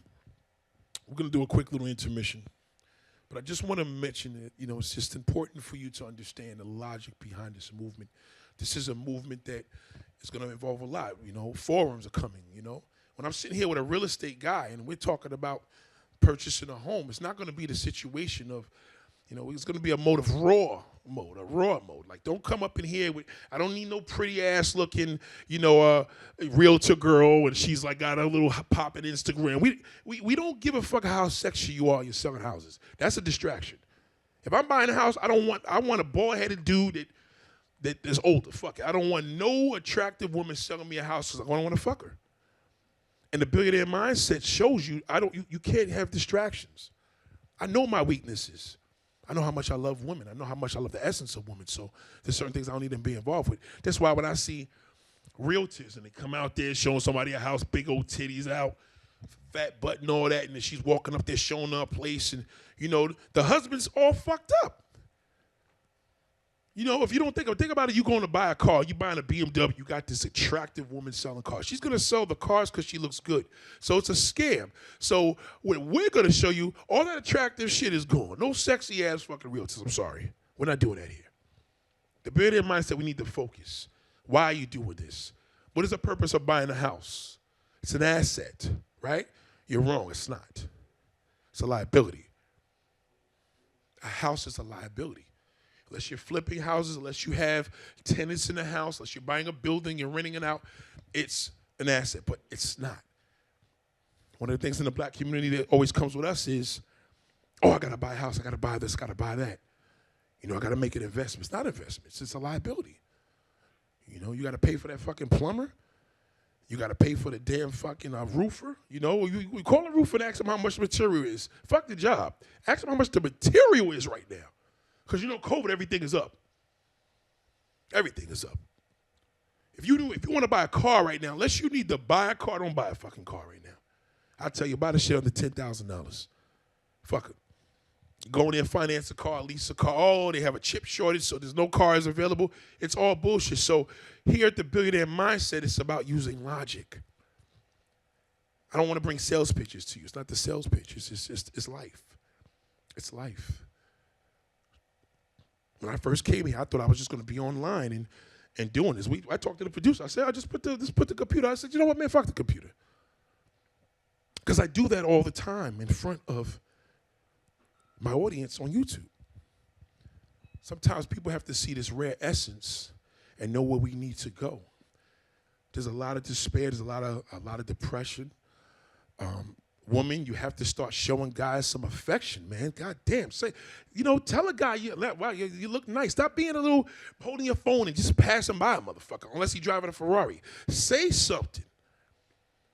Guys are so desperate for love. They're going across the world. Fuck, they're not even going across the United States. They're leaving the country. That's how come you have all these damn pedophiles on YouTube. I don't know if you guys watch it, but there's a lot of predator channels. Really good to watch. Remember that show, To Catch a Predator? There's a lot of predator YouTube channels out. And I learned that with these channels, I said, let me look at the core. This guy's getting busted to try to sleep with an underage girl, just try to sleep with an underage boy. I mean, sick shit. And I'm seeing like some of these channels have like catch number 247. This guy's catching 150 people. It's unreal, just constantly, all over the United States, Canada, everywhere. Some of these guys should be castrated, but then also they need help. They're lacking something. Anytime a guy plays around with the internet and looks and seeks sex from a child or, a prostitute, or he is lacking something drastic. Women don't do that like a man, because men are lacking that. There's guys that walk the streets and a woman hasn't fucking complimented him in 40 fucking years. You smell good. Some of you motherfuckers don't even clean your ass. Some of you motherfuckers don't know nothing about hygiene. You don't take heed to hygiene and take how real it is. I took a bath before I came in today. Yes, I took my big ass in a bathtub, and I'm 6'5", 300 fucking pounds. I'm a big motherfucker. And I addressed the elephant in the room because I'm a big guy, and my dad always taught me to soak your ass. That was his thing. That's his exact words. Soak your ass. And when I clean and I get in the tub, and I never ever in my life took a bath in my life. It's a word on everything I love. Never. Without thinking about my dad. Because he instilled that shit with me as a child. I remember him in a fucking bathtub. Hygiene. My sister asked me, what do you want for Christmas? I said, don't give me no more cologne because I got a lifetime of it. I don't leave the house without cologne. I walk around with that shit. And I don't put the cologne on, a body. I've been working all day, but you know what I mean? You never know. You may get stuck. Situations may happen. You might have to stay somewhere else, a hotel. Whatever it is, hygiene is a big deal. And there's not enough men smelling good. I don't think there's a lot of women smelling good out here. And it's not just the men. Some of y'all women got some hygiene issues too. I mean, I've been there. I'm a man. I smell it. Some of those situations are not right either. Some of y'all don't take heed to soaking your fucking ass. Oh, I'm not taking a bath. I'm not a baby. That's the fucking problem. That's grown folk shit. Every now and then you take a fucking bath. Soak your ass. Soak that butthole. Soak those lips. You got to do that. That's how people's rooms stink. And all of y'all women wear sneakers now like us. So now your room smells like a fucking damn gym locker. That's not good for a lady. Your room should never smell. I'm a mover. I'm in a moving business. Trust me when I've been doing this shit for 25 fucking years, family business. Trust me when I tell you, I walk into people's houses, you have no fucking clue what I see. And a lot of women's room be stinking too. But again, back to the men, you guys have to be the leaders. Women should know a guy's not smelling good because he's going to a club. It's COVID, man. Smell good every day. If I go into a store and I'm in a section in a little bodega in New York and a woman goes, wow, you smell nice. That shit is like equivalent to a man telling a woman, I'm going to give you a fucking damn $1 million job a year. That's how good it feels. You ladies need to get involved in it. Tell a guy for your Christmas, buy your fucking husband some soaps. Get him some nice male soaps. Get him involved. Get him a pedicure. That rusty shit on the back of the heel, that's disgusting. That's not hygiene. And a lot of you women get comfortable with that. The men need that guidance. They need that. That's why guys are not getting love. They feel hopeless. So they get online, fuck it. And men are desperate for love. So anybody replies. The girl could be fucking 15 years old. He know he going to jail. Fuck it. You know what? I'll take a chance. I'll take a fuck. There's nothing gonna ever. Nobody wants me. I'm old now. I got gray hair. I'm fat. Fuck it. Nobody wants me. And then he goes there and he finds out he's busted. Now he's on fucking internet. Now he's a creep. Now he's going to want to kill himself. Y'all have the power to change that. We all have a job. This woman that walked the streets, man, a guy says, wow, you look very nice. He fucking just passes by. You know, how rude is that? Somebody to tell you that everybody's not a creep. We have to do so much. And again, I had to put my mindset in the guy's mindset because I was consistently putting a lot of men down. Fuck, you don't know shit about the game. You're fucking worthless. But I had to see. I see it now. Guy's in a work truck. He sees a beautiful woman. Oh, my God, look at her. Wow. Then he just says, oh, fuck it. I need to get rich. Knowing damn well he ain't going to fucking get rich. But he says, I need to get rich. Now what does he do? He gets online. He says, oh, fuck it, man. You know, nobody on Instagram's responding. Let me go to this prostitute site. Let me go to Bedpage. How much is Bedpage? $150? Fuck it, I'll take it. How much? For an hour. $150 for an hour? Fuck it, that's not bad. You don't realize you're only going to fuck her for 10 minutes. So you go to Bedpage, you link the situation up, you go in there, you put the condom on, you disgrace yourself, you pay this woman $150 fucking dollars. You're going to go back home feeling like shit. Because that's not true. That's not authentic. There's nothing more authentic, man, than meeting a young lady. You kick it, you talk, you get that first kiss, that heart start beeping fast, you kiss her, you breathe all hard. You know, oh, it just feels so good. You feel her ass, she puts her hand on your dick, she takes your fucking belt off. Sometimes she may even go down on you, you go down on her. Do you know the ride home? I don't give a fuck if you walking home. You could walk home 50-mile walk. You're not going to even feel the cold. You won't even feel it. Because it was authentic. It's not authentic when you have to get to the mode of replacing love for prostitution. That's terrible. The one thing about the billionaire mindset, they tell you don't buy pussy. It's the worst thing you could ever do as a man. Because women don't buy dick. So I'm like, well, yes, they do. Some guys will say they gigolos. Listen to me. Women don't have to pay for no dick. Never forget that.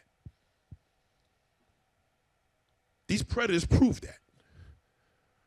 Pussy is so powerful, a motherfucker would do anything. A woman won't do anything for dick. So it's sad. It's a sad situation out here. If a man has this nice house, he got a nice car, he got a good job, he got no fucking woman. That's a horrible, horrible feeling, man. So you get desperate. And that's what happens. A lot of them get desperate, and then they'll do anything. I'm going to do fucking anything. How much you want me to pay? How much is it? You want to go out? You want some fucking cookies? You want me to buy your kids something for shit? They don't care. If it means just being with the woman, they'll do it. Because you guys are not obtainable. Then they see you with that fucking bum and they get distracted. They're like, I don't understand that. Well, reality is none of y'all are living your purpose. You chasing prostitution, she got bumps fucking her. And you're trying to figure her out, and she can't figure you out because why you bothering her? You can't figure it out. But they do. There's a brother, man, good brother out of L.A. You know, he's one of my best subscribers, man. I say supporters. Good brother. And this dude had a situation, man. He had an addiction to porn. And he jerked off to porn so much that he never had pussy in his life. Now, he's 42 years old and never had a woman. Now, guy's chubby, not a bad-looking dude, but he been jerking off for about 20 fucking years. Never had a woman. Now, I know that we can say, how the fuck is that possible? It is. Because porn now is made for you to desensitize you now because the women look 10 times better. There's loads of them. You live in this imaginary world, and by the time you try to talk to a real woman, you're never going to be able to open your mouth. If she turns you down, you're finished. Fuck this, I'll go home. You're going to take this computer and jerk off to it, you're going to take the fucking phone. Either way, you're going to do it. Years ago when we were young, you had to get a porno tape, you had to set up, lock the door, get Vaseline. You know, it was a whole different situation. Get the part in the videotape. Now you can fucking get all this free accessible porn. It's desensitizing men. It's making you worse. So now you masturbate the porn, you buy prostitutes, and you go across the country to buy women. You're consistently fucking yourself. So what's going to happen? When you're consistent with anything, you're going to fail. If you're consistent with failing, you'll be a failure. If you're consistent with being a winner, you'll win. It's just that simple. I'm living it. I'm living it. And I'm proud of that. I address my fears. 2 out of 3. 2 out of 3. 2 out of 3 fears have gotten addressed. And this is right here on the stage, right now. Right now. I doubted myself.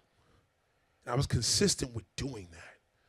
Then when I was consistent with believing in myself, I became here. That's why this is a big deal.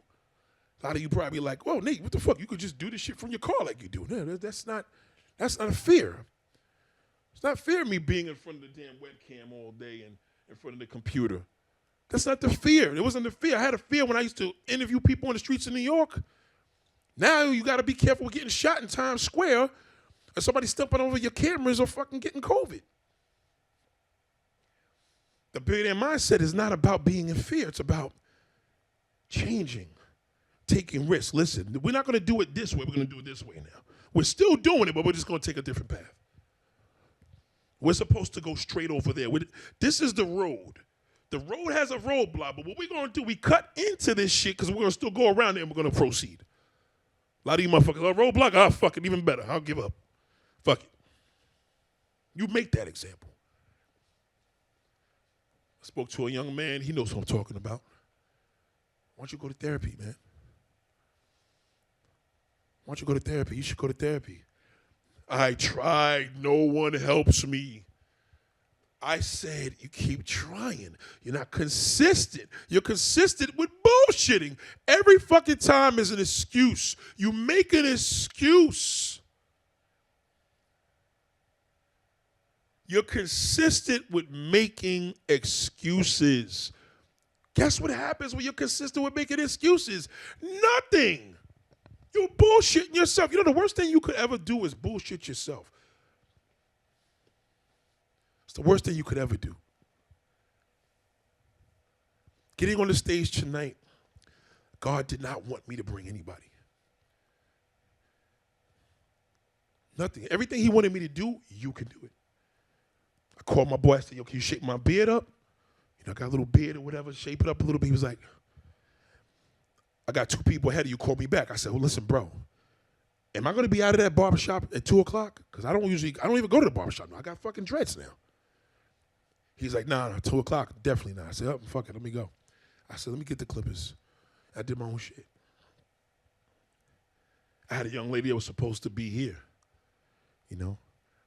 And for some strange reason, God was like, eh. So sometimes you look at obstacles as, my life sucks, there's always some shit, fuck this. Every time I try something, it fails. Yeah, that's a fucking crybaby wimp. It happened for a reason.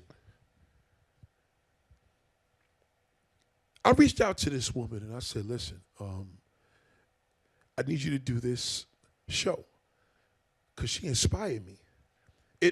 I watched her on stage, on this very stage, and I said, "Fuck this, I got to do this now. I got to do it before the year's out." I'll say that. I'm not going to blow up, but that's what I said. I'm leaving the messages. I find myself like not looking like a creep. I don't know how much you can look like a creep by telling somebody, "Hey, I seen your work. I thought you did a great job." You know, she could have charged me for it. Like, I would have fucking paid her. But whatever it was, I told her, I said, "Listen, I need you to call me at this number." I said, "I can't do that. You gotta watch. You know how y'all women are. Everything's a fucking come on. Everybody's a creep." So I said, she said, "Email her the information," which made no fucking sense. Then I said, "Listen, let me leave this voicemail. This is one great thing I love about WhatsApp and Instagram." I said, "I seen you at a show. I'm doing a show. I'm doing a taping, right? It's a taping. I want to preview on this because I want my crowd to see you. I think you're extraordinary. I have a lot of subs, and I would love to see you. I find myself doing the same thing I was doing for the past fucking 20 plus years. Why am I always trying to promote a motherfucker? Every time, that's all I kept doing. Why am I always trying to promote somebody else? Why not promote myself? So as I'm looking at the exit door right now, and I looked at the clock. I said, oh, wow. She knew the deal. Professionalism didn't show up. I said, you know what? It was meant to be. I asked God before I came, I said, give me the sign that I could do this. You know what he did? That's exactly what he did. He made sure you're not going to do this with anybody. You're going to do it with me. Put your trust in me, you're going to be good. You put your trust in me, Nathaniel, you'll be fine. Consistently, because you don't do that, Nathaniel. You keep putting your trust in other people, Nathaniel. You keep putting other people to see what they could do. I gave you a gift, Nathaniel. I gave you a gift. Nathaniel, I gave you a gift. Use it, or I will punish you. You got work to do. You don't need nobody to do what you do. Why are you sharing your ideas? I felt it. Everything worked out. The parking space in front of the theater, everything was just perfect. Because it was meant to be. See, when things are meant to be, obstacles that you may look at, they usually are meant to be so you can see that, hey, it's supposed to be that way. It's not your word to your world. There's times I've lost people. Oh, my God. God, I'm giving up faith. How did you take this person away from me? How did you do this? And I consistently started doing grown folk stuff because I forgot. Malice with family, malice with a couple of friends, taking it personal, not realizing that a person's loss is supposed to be an indirect blessing for your life. It's not a punishment. He wants you to get moving on. I knew I had a gift. I knew it, but I wasn't confident. I was using my confidence through others. If this woman had walked in right now, my cooning ass years ago would have been like, yes, oh my God, yes, this is her, you know. Thank you, I appreciate it. Thanking her, just ODing, rather than, I don't need you. Do you understand what I'm saying? And not in a disrespectful way, it's a mode of knowing, okay, I see what you're doing. You're very serious this time. You don't want nobody involved. You want me to talk about my expression of all the walks of life, and from seeing neighbors that I grew up with, seeing the suicide gate up on the bridge, to the Tom Ford store. You're giving me all these people in a different way, everywhere. The guy that gave me the space in front, the police officer that told me where I could park, he gave me some information. Instead of parking on this block, you have to pay until 10 o'clock. You go up the block, you pay until 9 o'clock. 7 o'clock. He puts people in your lives for a reason, and we take that for granted. We don't even realize it. Everybody's laid out there for a reason. We're all put here for a reason. A reason. You know, a long time when I was doing this thing, I called it Ask Nathaniel, like ask advice. I was like, hey, well, it's Ask Nathaniel. It's self-explanatory. It was not self-explanatory. I was consistent with trying to convince myself, well, it's clear, it says right there. But the question is, who is Nathaniel? Who are you? Who's Nathaniel? I never heard of you. So ask who? Ask Lucy, ask Raymond. Who are you? And I realized when the mindset came in, it was more self-explanatory. The billionaire mindset, I like that. I want to learn more about it. I need to apply that in my life. My hygiene. My feet smell. Not mine's, but my feet smell. That's what you say to yourself. My feet smell. Who do I talk to? Nathaniel's going to tell me the truth. Who? The billionaire mindset. Don't wear cheap socks. Wash your fucking feet. Dry in between your toes. Mental health, physical health, hygiene, it's all together. You let yourself go with it and start some mental health. When you see these people on these hoarding shows or 600 pounds, these are people that let themselves go. One is this hygiene. Yeah, how many times you see the people 700 pounds? House is fucked up. Stink, I'm all fucked up. People walking in with masks way before COVID. You know how that must be to be cleaning a person that heavy? Not a joke. But nobody coached him. Y'all want to be date coaches. Oh, yeah, the date coach. Your date coach, what is a date coach? A date coach is what? What is a date coach? Somebody tell me, what the fuck is that? What is a date coach? We know what a football coach is, right? Football coaches you to win. And when a motherfucker has a losing team, to get rid of them. Now, I don't even follow sports to know that. I don't fuck with sports. I'm big for that reason. It's not my purpose. I'm not supposed to be a fucking football player. But that's cool. They see them. It's like, oh, yeah, they see these. You know, you're playing football. You got this coach. You're playing basketball. You suck. Your team is garbage. If the Knicks suck, the coach sucks. Am I lying?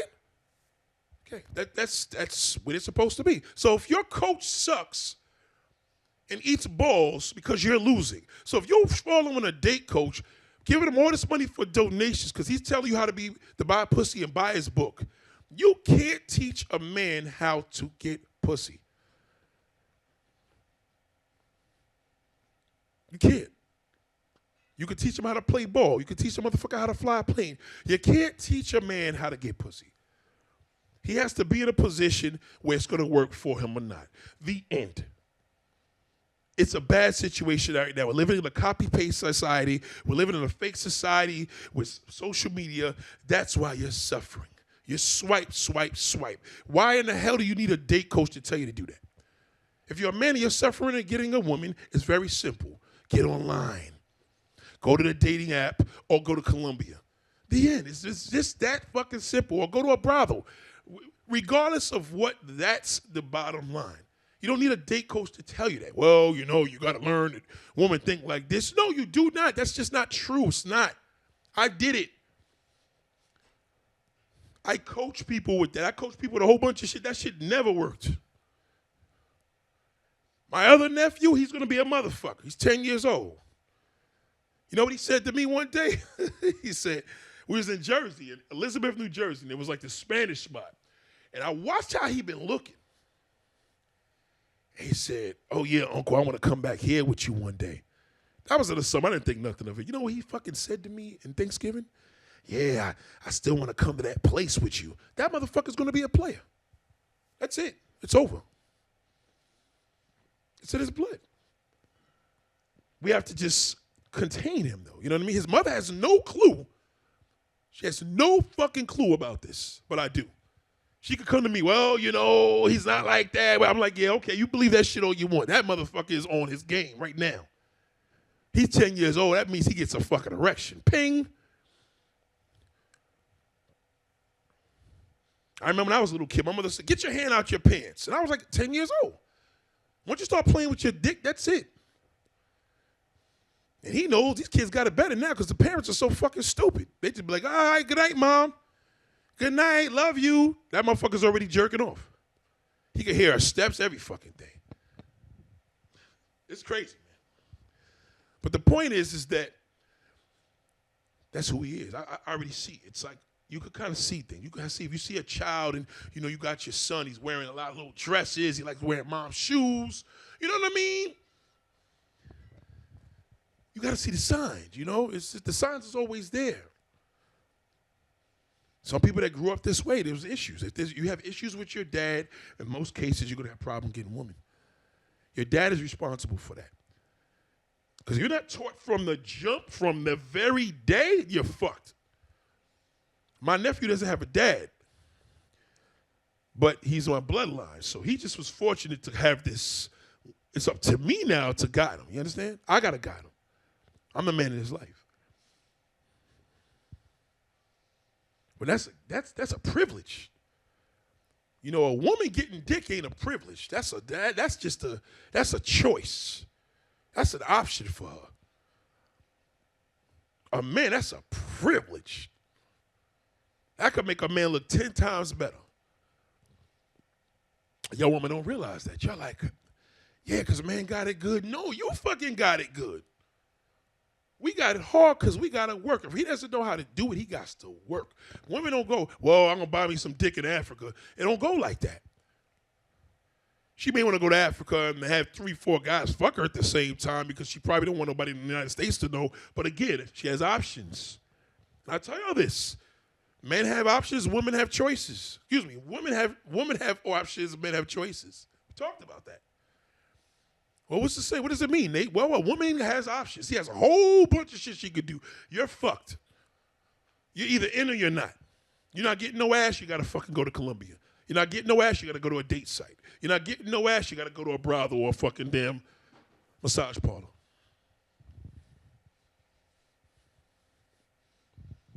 Well, Nate, I'm done. I can't.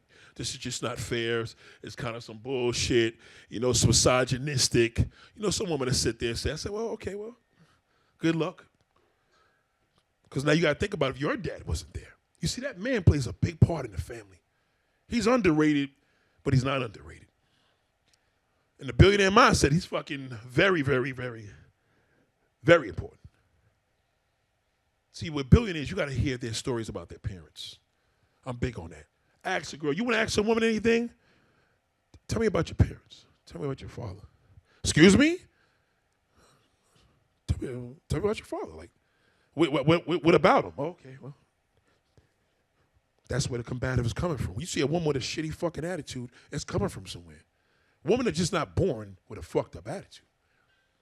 When you're scorned or something happens, and you live with that because you consistently try to fight it, it's consistently going to come off as some bullshit.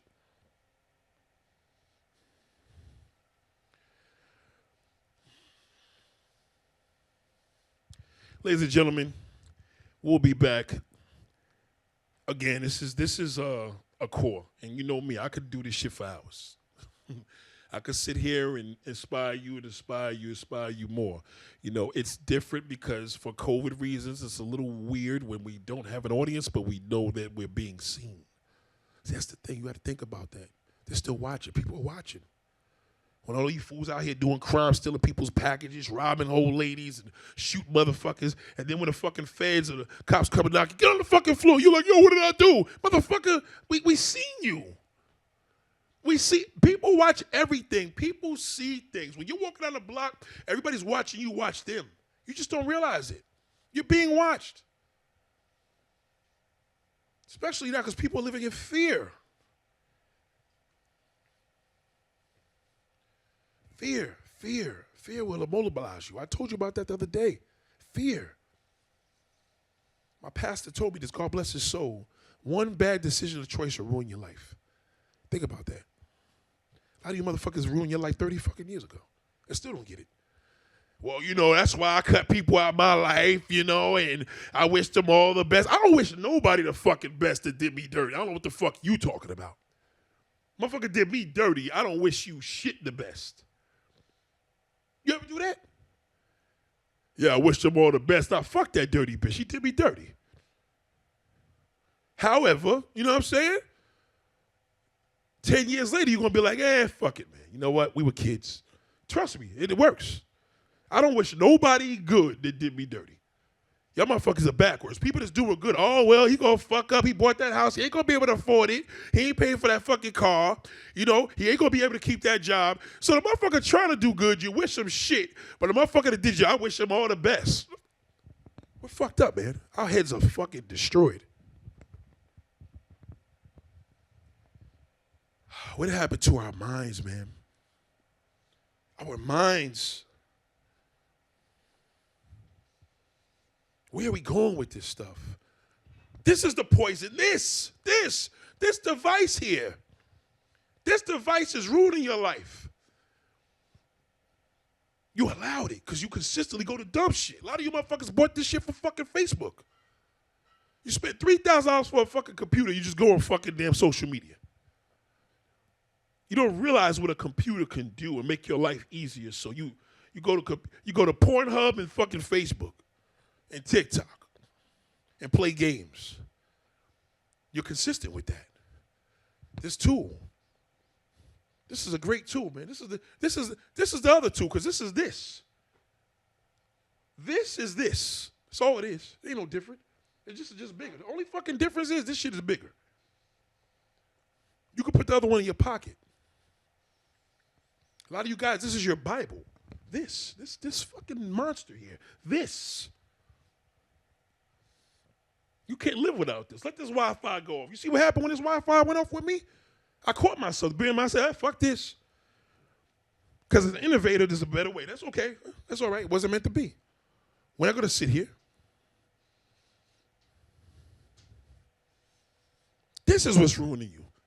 You got, I got a virus. Because you was on a fucking porn site. Yeah, I'm going to get the Apple because it's more, it doesn't get viruses. Why were you worried about viruses, motherfucker? You're on a bad site. You horny fuck. How do you feel when you sit in front of that computer, man, or the phone? Just think about it. You sit in front of this computer, man, and you sit here. This is when you know it's pathetic. This is when you know you got it bad. You sit in front of this computer, you look, and you're like, damn, oh, shit. Look around, look at another one, and you turn around and sit there and whack off to this shit, man. Not make a fucking mess. You shut your computer down. You're like, oh, shit. You're going to feel like a total fucking loser. Now you get it worse. You go use your phone now because, you don't want to go in the bathroom. You go in the bathroom with this fucking thing. You continue to fucking destroy your fucking delivery. Then when you sit in front of a real woman, you can't do shit. You can't even make love. You don't even know what love is. Love. Kissing, caressing. Those smelly ass feet. You fucking can't even take your socks off. The feet stinking up the whole fucking room. We're fucked up, man. Because we want to do grown folk shit. I do what I want to do. I ain't no baby. I don't got to take no fucking bath. And when that woman smelling them stinking sweaty balls in that fucking house, she's going to be like, God damn, you stink. And woman, you should tell them. Well, that's probably you. No, motherfucker, it's you. I soak my ass. Don't come up here with them stinking ass balls anymore. I'll blow you up. I bet you that motherfucker go take a bath now. He'd be like, oh, shit. That's embarrassing. Yeah, it's embarrassing. Nate warned me. I thought the billionaire mindset was talking about making $1 billion. I thought we gonna get this damn hustle, nigga. $1 billion. I talked to my nephew the other day. I talked to the other nephew, the older one. Trap music. He's like, oh, yeah, Bronx drill and all this drill shit. I said, man, I don't fuck with that shit. That's the problem with our society right now. Every time you see a little dirty motherfucker with his hair all braided and pants hanging off his ass and, he on some op bullshit with the fucking hoodie and all that, that motherfucker is inspired from his music. Y'all didn't learn? Pop Smoke already died. You live by the sword, you die by the sword. Are you shocked? No. Now motherfuckers like, well, he dead. Fuck it, we can make the record now. You haven't learned. Consistent with failing. But you're not consistent with winning. You're not. That shit is the worst thing that happened to our music. I remember saying trap music was the worst thing. This drill shit is worse. This shit is all straight up gang shit. Like, what other black male needs to be a trap artist? Now we got trap. Now we went to drill. We copied this shit from the UK. They fucking took it over to Chicago. Chicago fucking brought it over to New York. New York went and stole it. Now we got this shit. Pop Smoke dies. Now every borough's doing it. And the women think this shit is cute. I was on TikTok. Remember I told you about that? I was on TikTok. I'm scrolling through TikTok and I seen this one thing. You could click, you could switch up if it's live. It's a live video. And it was these inmates. All these motherfuckers is in jail on a live video chat. And it's not even about the inmates because somebody got a phone in. Getting a phone in jail is easy. We know the jails are corrupt. But this is where drill and trap music got us fucked up. You should have seen all the women on there leaving hearts and smidges. I want the light skin one. I want the one with the white shirt. Niggas got these shirts off, gold teeth, tats. And a lot of y'all would have said on a grown folk tip, yeah, fuck that, yo. That's what they got to do, yo. If girls gonna get with it, no, nigga, that's not the billionaire mindset. That's terrible. Would you want your son to be in that position? Would you want your daughter come in your room, your daughter sitting on the fucking bed playing with herself, watching one of them little jail niggas? That's what we doing now? That's what's cool? So a guy like my nephew looks and says, shit, this is what they want. Let me go get this fucking hoodie and shit, because this shit was lit and I seen this shit on one site. Let me wear my pants this way because this is what they want. Then that's more frustration because they don't want you like that. The one that wants you, that was meant for you, you can't even see her now because you watching this bullshit. See, we have a tendency to watch everybody else. In my culture, that's what we do. We watch everybody else. What are you doing? And don't realize that music promotes violence. And I know it sounds churchy, but then we say, well, damn, man, what's going to happen? They just killed the kid from around my way, 18 years old. Shot him right in the chest. Whole neighborhood was fucked. You felt the venom in the air. Like, damn, it just felt, when death happens, you can feel that shit. That's all that op shit, it's just terrible, man. Niggas, every lyric in there is talking about putting one in the fucking head. I watch my younger nephew. I watch him playing GTA. He's playing GTA and shit. And I see him watching GTA, and he passes through the little prostitute part where you go into the. He's looking at me. Then he looks at the video. Then he looks at me. Then he looks at the video.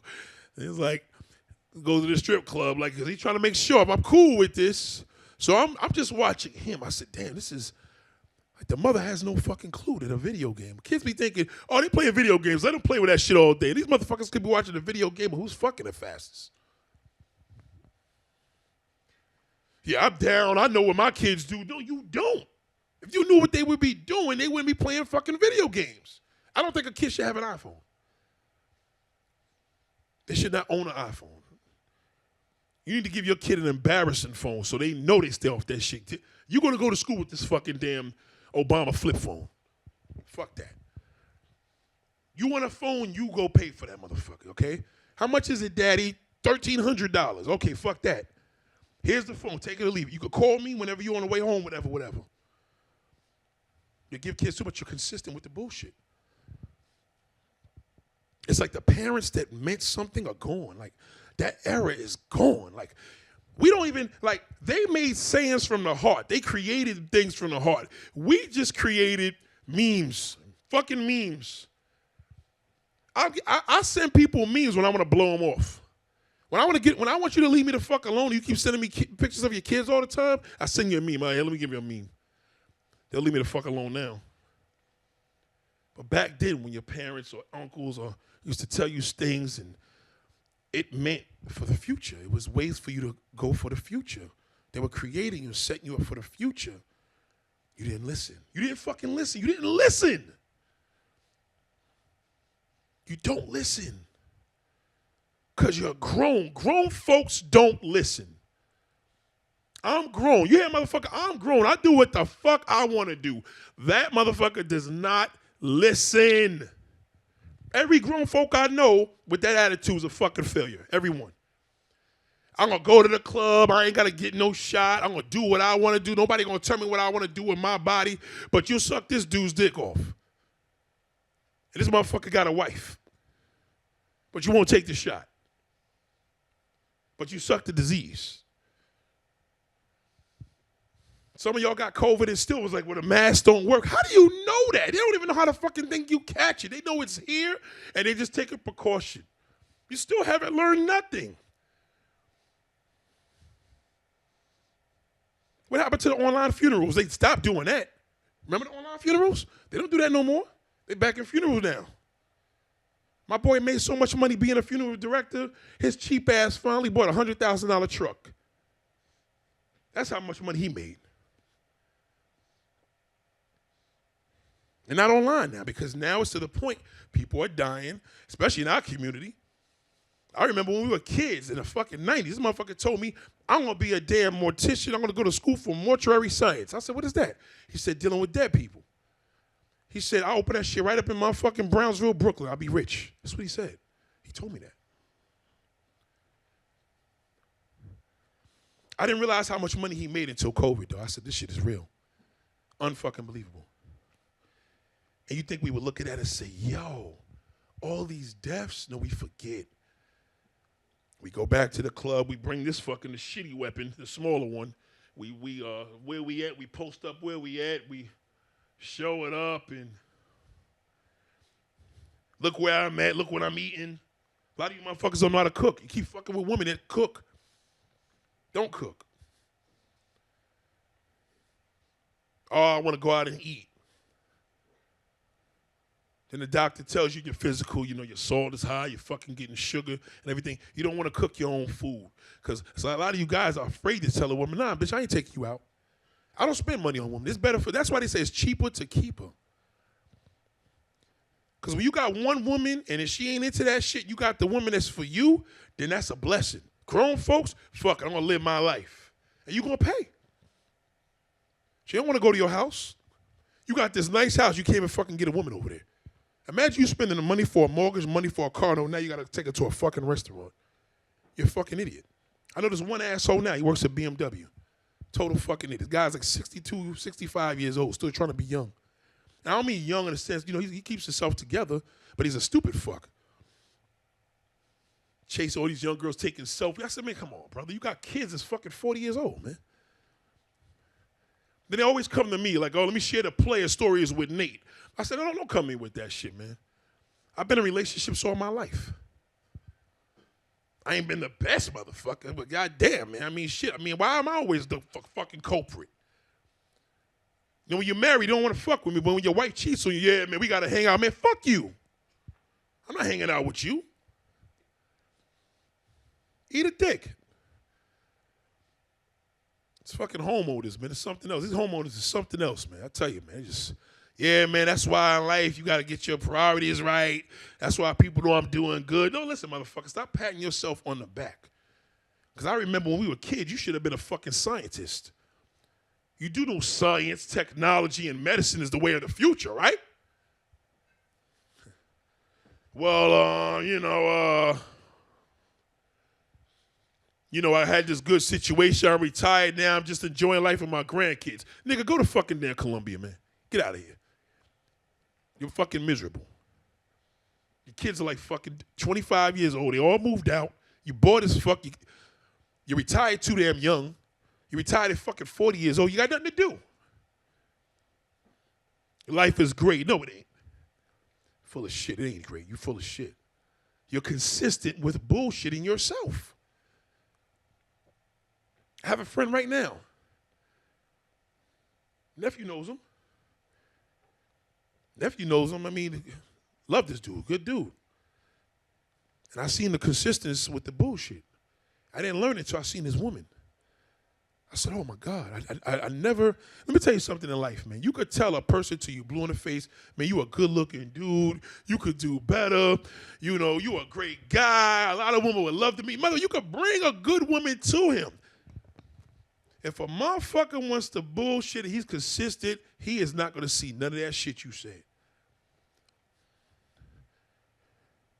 A bad woman could bring you down, man. I know women out here that's in their 50s practically with no children because they fucked around and wasted their time with a whole bunch of losers. My boy, all he been given all his life is a silver spoon. He let go of a doctor. How do you let go of a doctor with a woman with 3 kids from a fucking bum? And now you coming up in, and that's the killer. Now, as a black man, we all know when you deal with a white woman, she has money. Y'all know that. Come on now. Most of the time, I don't know too many bright ones. I don't know a broke white woman. Do you? Well, this motherfucker had the audacity to tell me when I seen this fucking nasty thing that he had, I said, man, what are you doing? I mean, what is that? He said, man, it's for the bag. Now, I fucked up because I said, is it about the bag? I gave her the answer. I fucked up. I said, is it for the bag? He said, oh, yeah, it's for the bag. Fast forward, some situations took place. Money had to be put out. Obviously, I had to fund it. And I said, man, let me ask you a question. You can't get the money from her? He said, nah, she ain't going to have it till tax time. I said, oh, my God, I'm fucking done.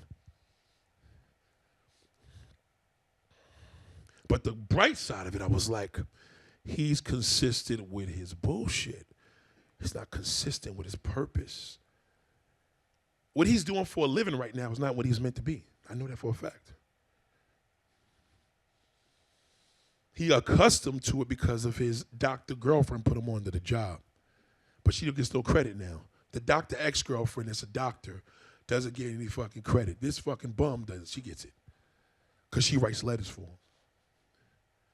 So how do we deal with things in a world where people are living like this and not adapting and not taking in? How do we deal with that? How?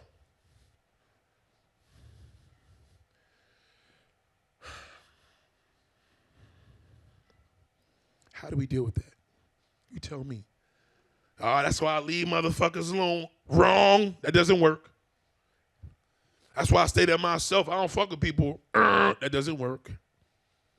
Communication. Sometimes you got to tell your boy, listen, man, do me a favor. Right now, I need you to do me this favor. I need you to give me my space for a few months. I got shit to do, and I need you to respect that space. Y'all motherfuckers are scared to tell people. They got to tell them that. So you got to tell people, man, you got to give me my space. You need to give me my space, man.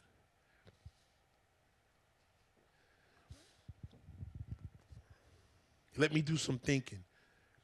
And then once you do what you got to do, they'll follow. I'm telling you. See, he'll come around if I do what I got to do. See, when your friends are all fucked up, it's because you are paying attention to that. You won't pay attention if you're doing what you got to do. Because once you do what you got to do, you're not going to have time to pay any attention. You won't even notice it. A small amount's going to follow you, and a smaller amount's not.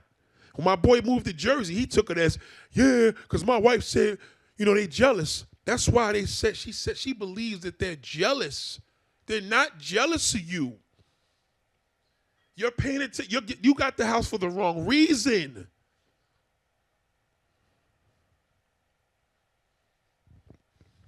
If they were jealous of you, you would have known for real. And the times you would have known, you would have probably never known. Because usually when people are jealous of you, you don't know it. But then when you come to the conclusion they're jealous because they didn't visit you. No, motherfucker, you live 100 miles away. And it's COVID. Who the fuck's coming to visit anybody to eat fucking cheese doodles and soda? A lot of y'all motherfuckers want us to come to the house and never have food. Food brings people together. I used to date a woman that taught me that. Food brings people together. And Lord knows, she used to tell me, what are you doing? You don't take time. I'm cooking tonight. Yeah, I'll be over there. I'm cooking. You know the feeling of coming to somebody's house, smelling food and sitting down? That's a privilege. A lot of you clowns don't even deserve that. You got to go to a restaurant with motherfuckers with face masks. You know how offensive that is? How good could the food be here and you got a fucking mask on your face? So instead of getting mad at everybody around you, get mad at yourself. Say, yo, I've been bullshitting for years. I'm listening to this nigga Nate, and I'm realizing I've been fucking myself the whole time. Same way how I try to bullshit that SAG representative. Well, you know, I just got tired of doing auditions for being a... No, you just got tired of fucking doing what you should have been doing. You didn't put in the work. I didn't put in the work. So now I'm paying the dues for and I'm not making no money from it. That's crazy. See, the old school people used to tell you, what you get in life is, what you put in is what you get back. Y'all forgot about that. Y'all listen to, well, I heard this meme today. You know what a meme is? That means somebody just typed that shit on Meme Maker and posted it. And most of these motherfuckers are imbeciles. They're morons. In life, you got to stay to yourself, cut people out your life, and wish them well. Wrong, wrong, wrong. That's the nigger perspective. We call that in the hood. Attitude. Somebody's driving on my ass close by. Vroom. I pull the car over and let them go. Fuck it. Go ahead. Go around. And every single time I do that, every time, they look like an asshole. The only people that ever make me move out the way without saying thank you is police and fucking first responders. You're supposed to move out the way. But people feel that they own the road out here. You own your road. You don't own mine. You're in charge of your destiny. Your fucking destiny. You're in charge of that. If you have a thing for guys with swag, you're going to fail. If you love hoes and big fat asses and titties and Instagram sluts, you're going to fail. You'll never get a good mate, ever. I knew these two neighbors, man. The girl's going to school. She's going to school, plus she's a, what's the one that works in the drugs? She writes the drug prescriptions. He is a gardener, landscape guy. She's from Peru, and he is from Mexico. You know what I like about these two? They got a plan. And it's clear today. They're married, got a little apartment to start off with. He's grinding, getting his money. The rent is affordable. She doing what she got to do because they came from dirt.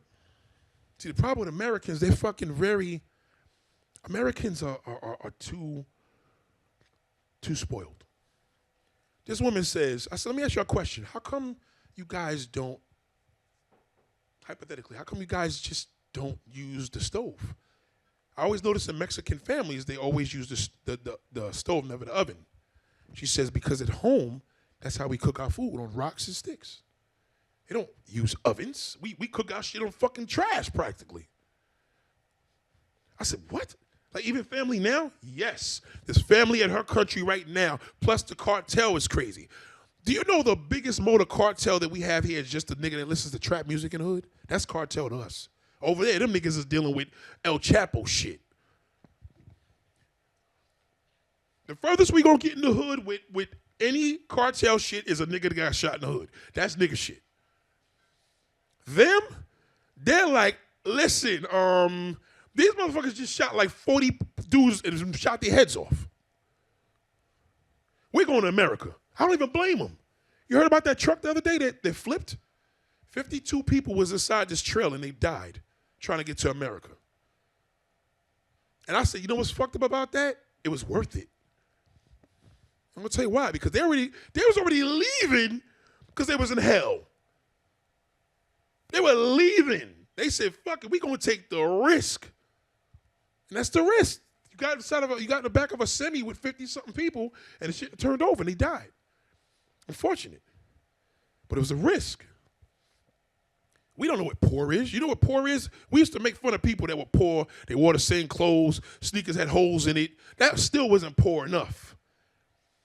These niggas got motherfucking grenades and fucking things flying over their heads. Kids getting shot, man, blown up. It's terrible. So they come in with a different mindset. That's why they pay their rent on time. They're like, as all you want is the rent on time, no fucking problem. Black folks, nah, I'm not paying the rent. There's a roach in here. I'm not giving you the rent for the 6 months. Fuck you. I'll go to Tom Ford and get some shoes.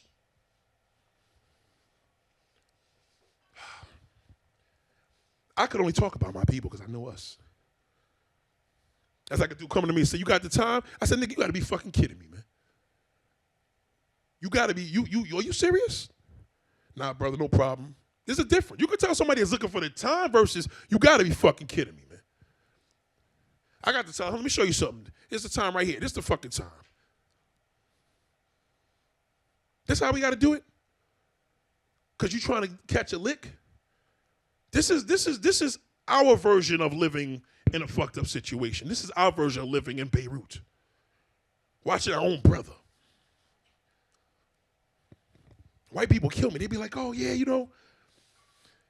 black people, I got to watch. Let me tell you something. You can walk through, you could be with 10 white friends playing a fucking radio from back in the day on your shoulder, cutting through Brownsville. They won't do shit to you. Let me walk out that motherfucker by myself and see what happens. The difference. That's the difference. You're safe over there.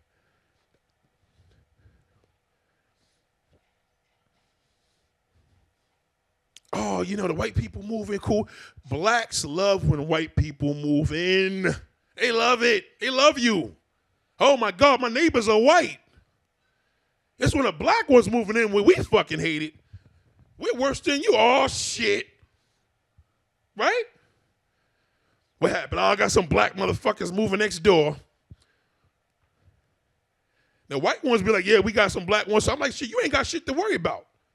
They only gonna fuck with you. They'll fuck with me. You call the cops, they're gonna respect you. I call the cops, they're gonna shoot me. That's our mindset. The black community needs the billionaire mindset because our mindset is fucked up.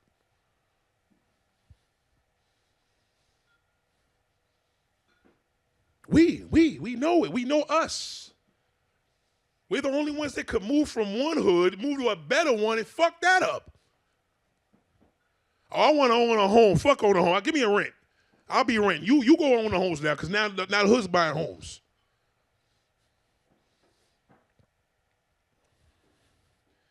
White folks, well, we don't want them in our neighborhood. Unless a white folks says to me, I don't want them in our neighborhood because they bring property value down, then that's different. Because then you could make a logic thing because I see how y'all do with each other. Yes, how we do with each other, but we won't do that to you. Because to move in a white neighborhood is an upgrade in a black man's life. There's no such thing as a black neighborhood that's nice unless it's upscale. Where do you live? I live in a white neighborhood. Oh, okay, your shit is nice. Where you live? I live in a black neighborhood. Oh, fuck that. I'm not going over that motherfucker. Take me to motherfucking Atlanta, nigga. Give me some upscale neighborhoods. Take me to that ghetto shit, too. Half of New York is down there. Yeah, I want to move to Atlanta, man, you know, live life. Yeah, sit in the backyard 3 times out of the fucking year. Same shit. Have a dog and play with the pool. I get it. That's what life is. That's all we do. It's almost like, why do we work? Why in the black community, why do we work? Can we create something? Don't wait, create. Can we create something? No. We can't create shit. We work without a purpose. You ask the average black man, what you working for? Pay bills, you know, get all the things I need. Beyond all that bullshit. What is your goal? We don't use that word, goal. Well, my goal is to retire. And then what?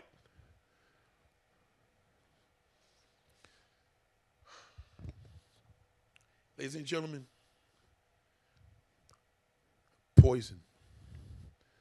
Poison. This has ruined us. It's ruined us. Social media has destroyed us, and it's consistently doing it. Every fucking time there's a new app, a new situation, Clubhouse, all that bullshit, it's consistently ruining us. We just keep going and going and going. I've seen niggas get old on Facebook. I got back on Facebook today. I was like, oh, shit, this motherfucker got... Because now I've been on that bitch. You figure Facebook's been out since 2007. You see people looking different. Nothing's changed. They still consistently here bullshitting. We wasting time. Ladies and gentlemen, I'll be back. Appreciate you all. And remember, be consistent. Consistent with your purpose. What is your purpose? Ask God, please show me a sign. What do you want me to do? What? Why am I here? Just talk to him. Talk. You have a family member, like Karis once said. These tables right here, you don't see anybody here, but there's people here. The camera can zoom in on these. These people, there's nobody here, right? Nate, what the fuck's going on with you, man? There's nobody there. There's somebody here. Everybody had lost right now filth in this whole room. This section alone was just last year. We ain't talking about 2019. They're here.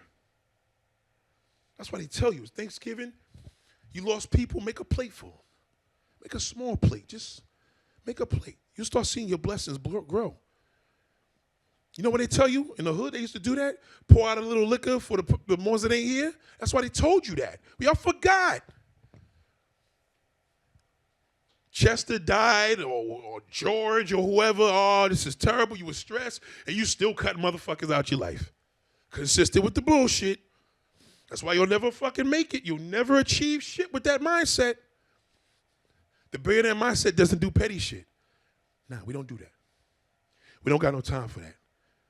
We have to make history. Once you build a table, build the material for the fucking thing. Once you build the base mount for it, make some lights. Fuck an app. Create something for the techs. Make a stool. What did you do now, man? I got a stool business. I sell stools on Amazon. Make a piano. Make a piano. You ain't got to play with it. You ain't got to play with it. I played one song on the piano. That's all I know how to play. But people can use a piano. A piano's a big deal. Kids need to be playing pianos in school. When I grew up, my friends were playing instruments. My boy Jordan, Manasseh, shout out to you, but he became a sanitation worker. If you looked at the videos that we did in the 80s, he was getting busy. I'm talking, we were doing concerts, and he was all over this piano on some Rick James shit. He rapped. He rapped before Eminem. Again, me, I'm promoting. This is fucking 15 years old. Jordan. He's a sanitation worker now. There's no way that a man was playing a piano like that at the age of 13. Because when I was 15, he was 13. 13 years old, playing concerts in in middle school. There's nothing wrong with the fact that you're taking out the trash. But there's something wrong with the fact that you're not living your purpose. You know how many people need to be in front of this piano and learn to read music and play music? You know how many innovators we need for this computer, new tech, new software? You know how many people would love a comfortable seat? You know how many people would love a stand, a real good stand that doesn't fall over? I'm clumsy, so I'm always kicking these shit. That's why you keep seeing me staying away from it. Oh, I make curtains for shows, black curtains that you can't see. Really, you do that? I make the screen for the screen behind you. Create something. You're not consistent. What is your point in being here? Why?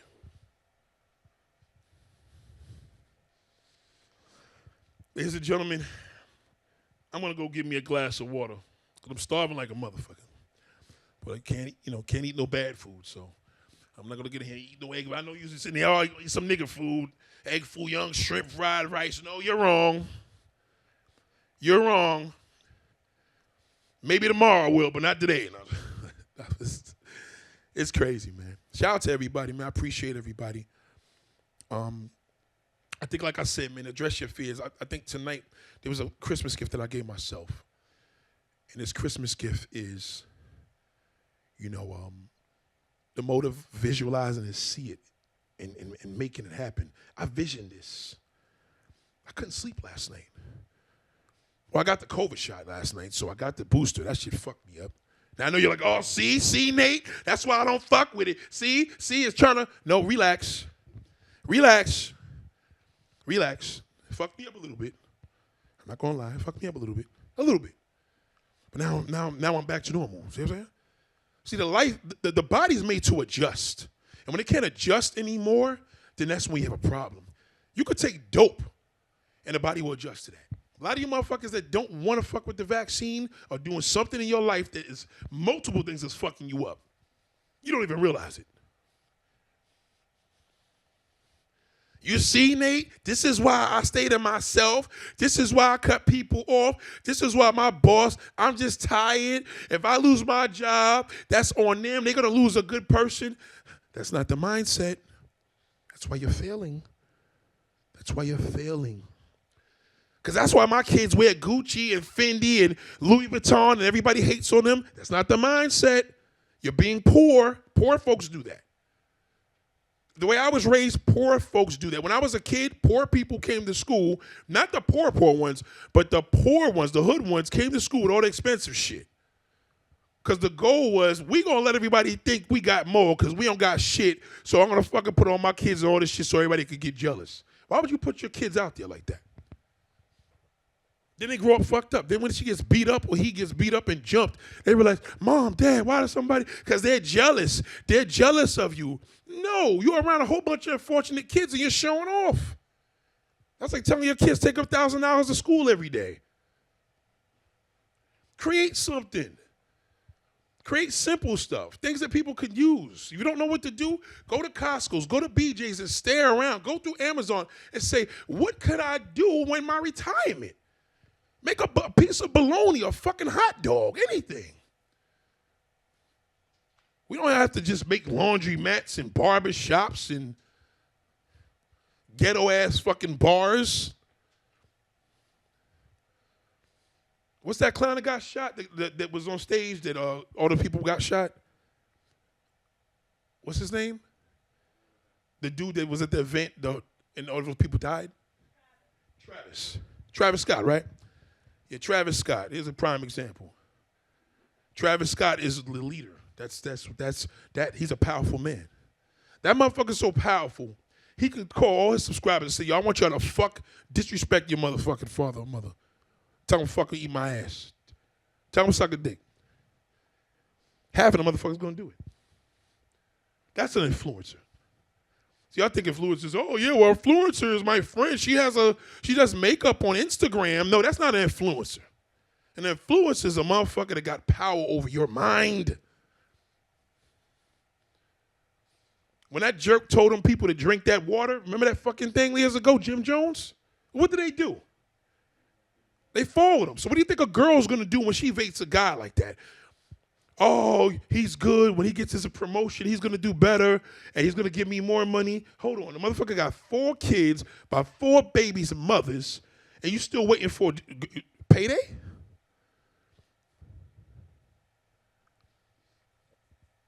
Shout out to my Peruvian and Mexican couple right there. Sensational. I love it. I love the plan. I love what they're doing. I'm watching them. I see beautiful women waste time, and it got old. Got old. You know, to grow old with a man that you love and y'all love each other, that's great. To grow old playing the game and being single and giving up ass doesn't look good, because now you got competition with the young girl, and you're fucked. Predators are backwards. They don't fuck with woman age. Predators don't play that old shit. How old are you? 35? Oh, no, bitch, you're a grandmother. You are a fucking grandmother. We do not do the grandmother thing at all. 35 is too fucking old. I'm 65. I ain't trying to think no 35-year-old. Them niggas is on some different shit. If you got you a good man, learn to love him. Little fat, out of shape, don't dress good, kind of corny, fuck it. Learn to love him. It ain't gonna get no better than that. You go cheat with us, we'll cheat. Oh, you women, oh yeah, I'll give my man a threesome. I look out for him. I do everything that I can because I bring him a threesome. Bitch, let me explain something to you about threesomes.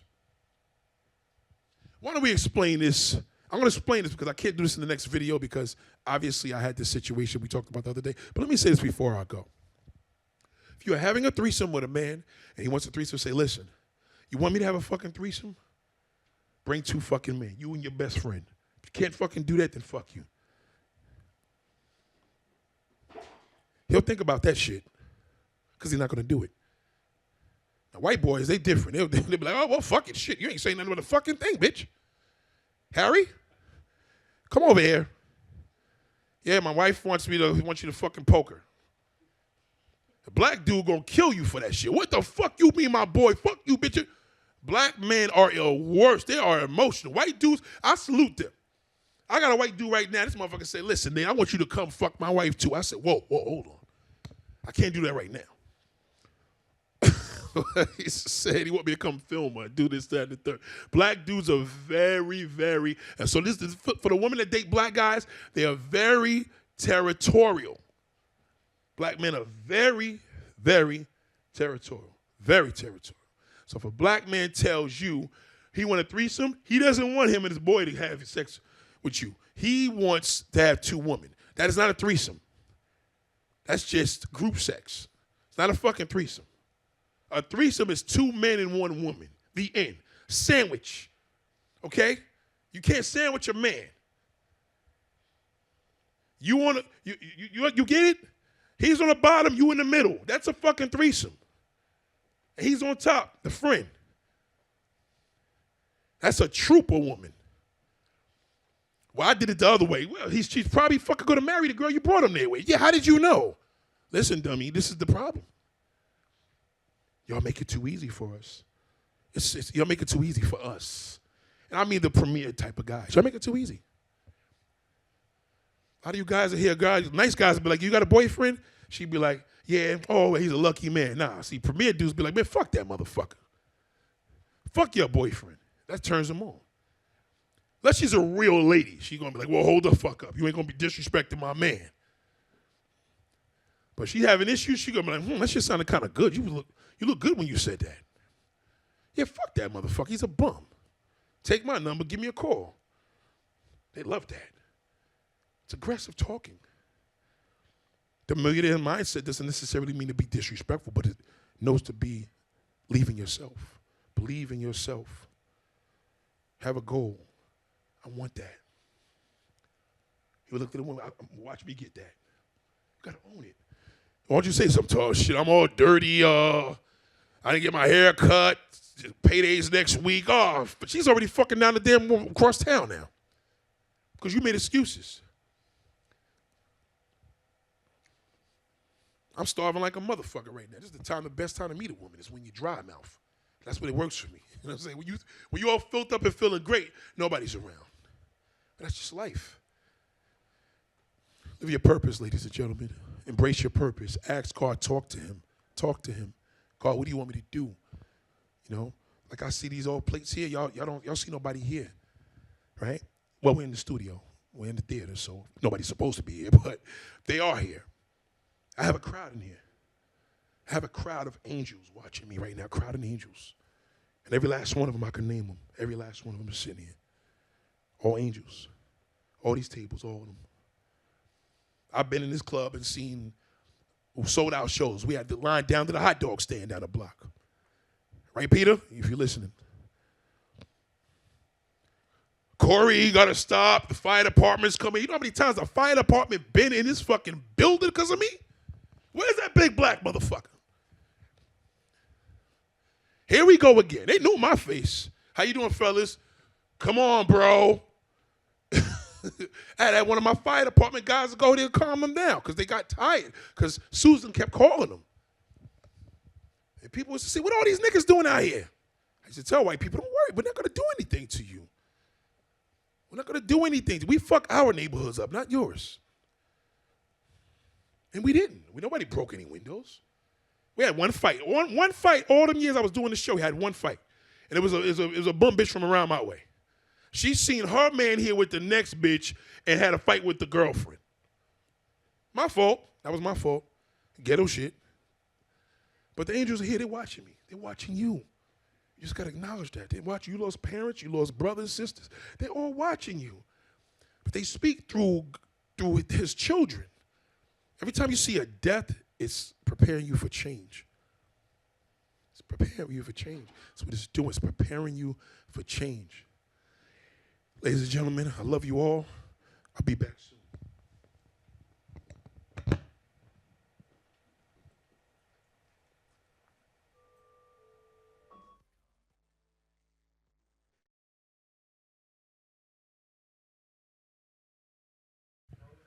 Don't worry about that. Close it. You ladies and gentlemen, how y'all doing? You know, I used to always wonder when people say, how y'all doing out there? How's everybody doing? Then a comic looks at somebody and says, hey, yeah, you with the onion head, you know. One thing I've learned, I try to study the unfortunate. Like, you guys probably look at big YouTube channels. I look at small YouTube channels and see what I won't do. You know what I'm saying? Like, I noticed this one dude, I ain't gonna say his name. So he's a party promoter, and he puts his name on the billing. Why would you put your name on a billing and know the common person is not gonna know you? Everybody feels that they may be a comedian, but you may be a promoter. You may live your purpose as a promoter. You know, some people are blessed to have abilities like, I don't like to bring the celebrities in, but let's just say Kanye West. He may have the ability to do the whole, he can do music. I mean, he's a producer. He's an artist, all the above. He's a little bit of everything. Not everybody has those special talents. So just imagine if Kanye West just totally wasted his life and was a scammer and it just totally fucked everything up, like you got to think of like, that's where you got to know your value as a person. Like, I feel that when we look at these celebrities and we ask them, what would you be doing if you wasn't living life for your purpose? I think they asked Mary J. Blige at one time. It was like, well, what would you be doing? She said she would be doing hair. She would be doing hair, but her purpose is a singer. Do you understand where I'm going with that? So when I feel that people don't know their purpose, when they know their purpose, we ask the question differently. We'll ask these celebrities, so Michael Jordan, like, what if hypothetically, if you wasn't Jordan, what would you be doing? He'd be like, well, I'd probably be having a potato chip business or something like that, or whatever. Maybe I would have been a barber, who knows?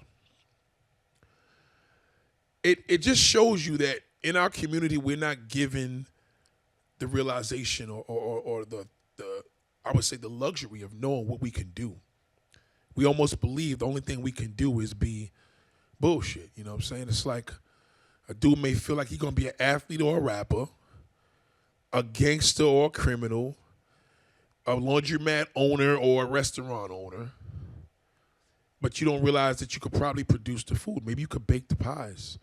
You know, baking pies in the hood mean, you know, that's drug talk. But we talk about really baking pies, like, you know, sweet potato pies. You know what I'm saying? Sweet potato pies is my favorite. It's my favorite pie on the earth. Like, I love sweet potato pies. I do.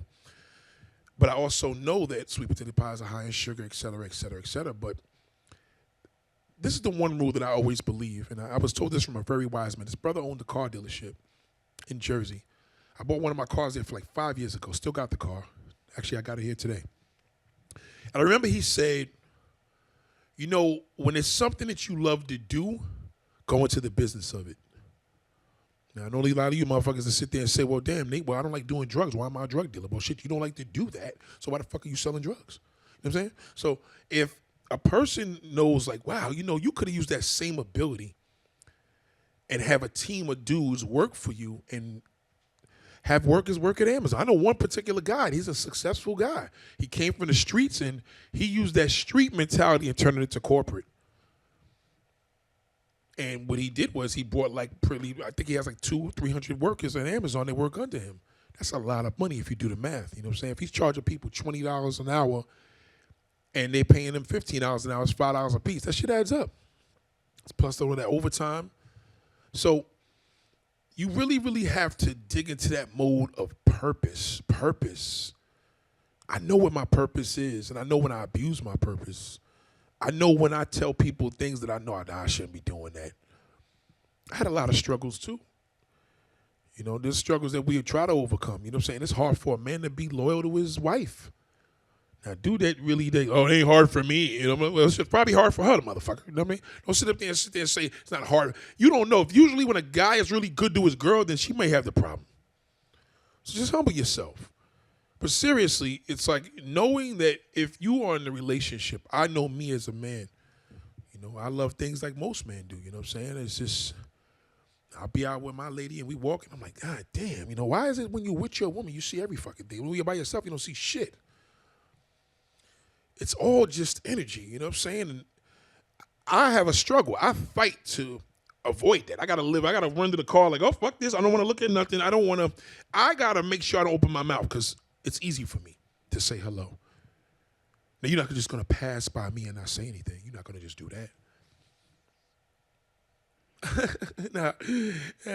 No, you're not gonna just do that. Come on now. Like, I'm minding my business, going to my car. You're not gonna just pass me like that.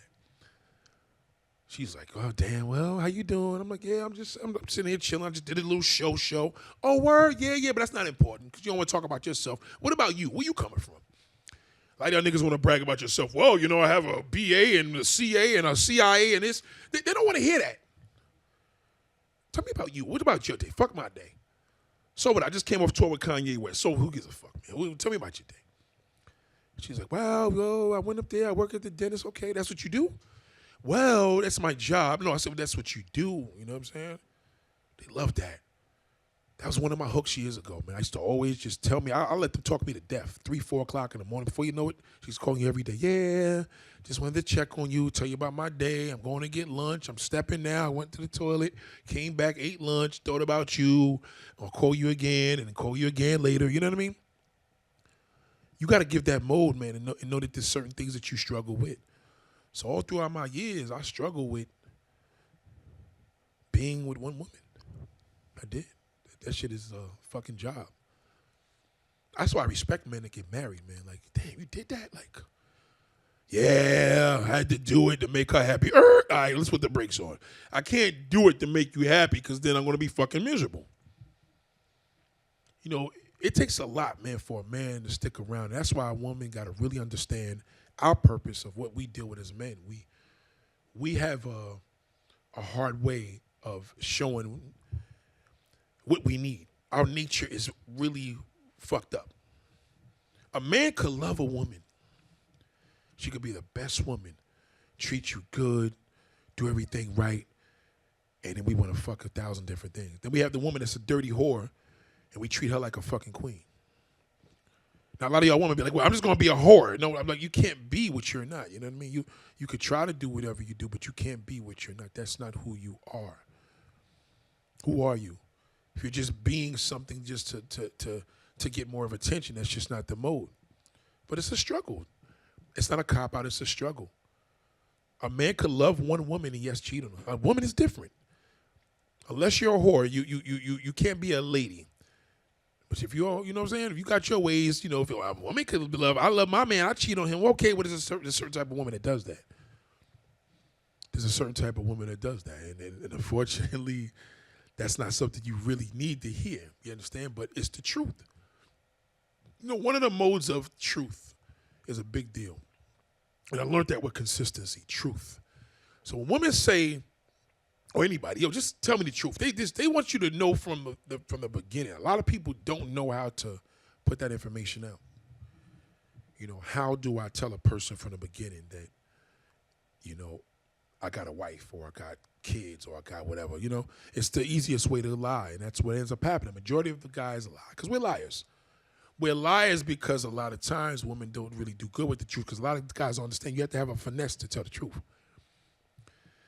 Consistently throughout all the years, bringing myself back into this was always a thing where I tried everything. And it was to a point where, like, when I used to say, like, well, is something wrong with me? Can't say you have a sex addiction and you're a guy. Because I was addicted to women. I was addicted to the mode of body. I love a natural woman. I don't like nothing fake. I like what you don't like on you. You're fat, you're thick, you're slim, whatever. I like all that. That big old fake butt, now you could get out of here. You could kick rocks with that. That's not my thing. Fake titties, I don't like that. I'd rather deal with a woman that's heavy set versus a woman that got a sculpted body that's fake because it won't turn me on. But that's me.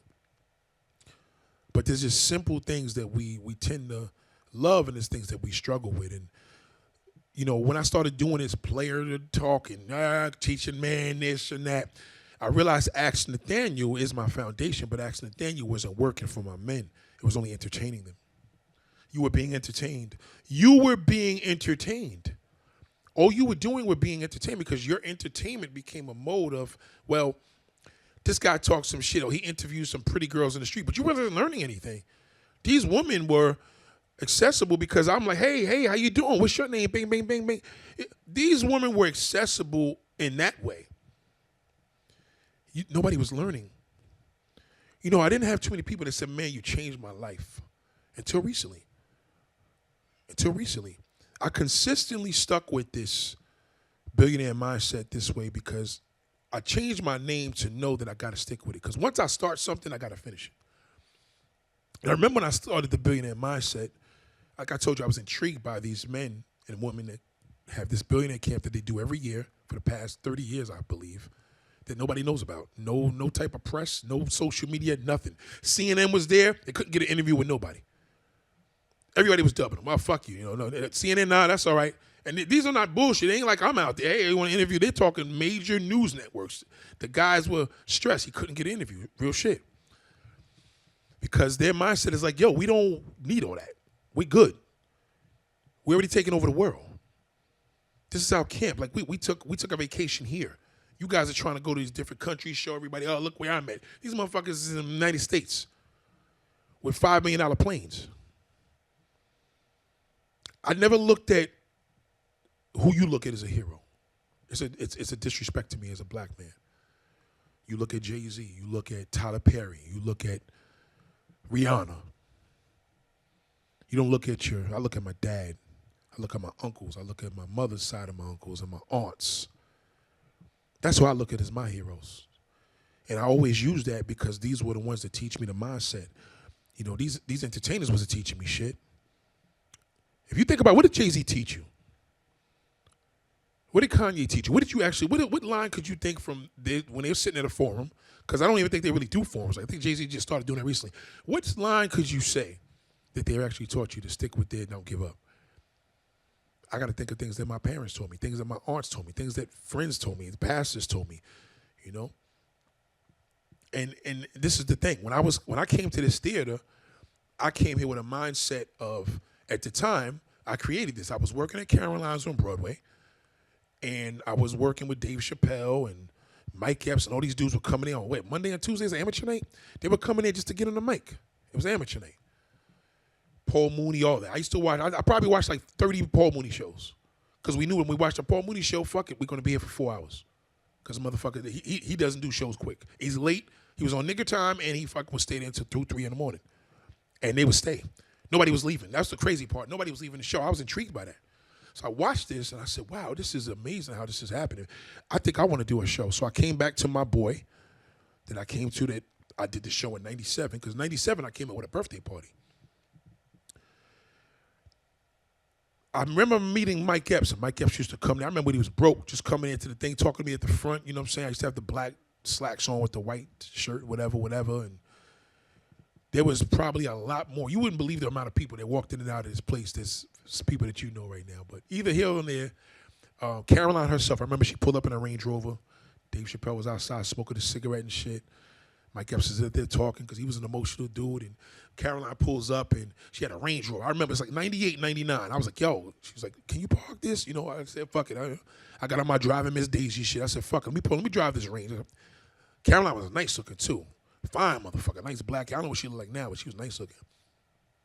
So anyway, I met her, and we was good, and gave her a key. She was cool. She didn't give a fuck. Like, yo, we could have just kept the key until the end of the night. I'm good. Whatever. I parked that shit, whatever.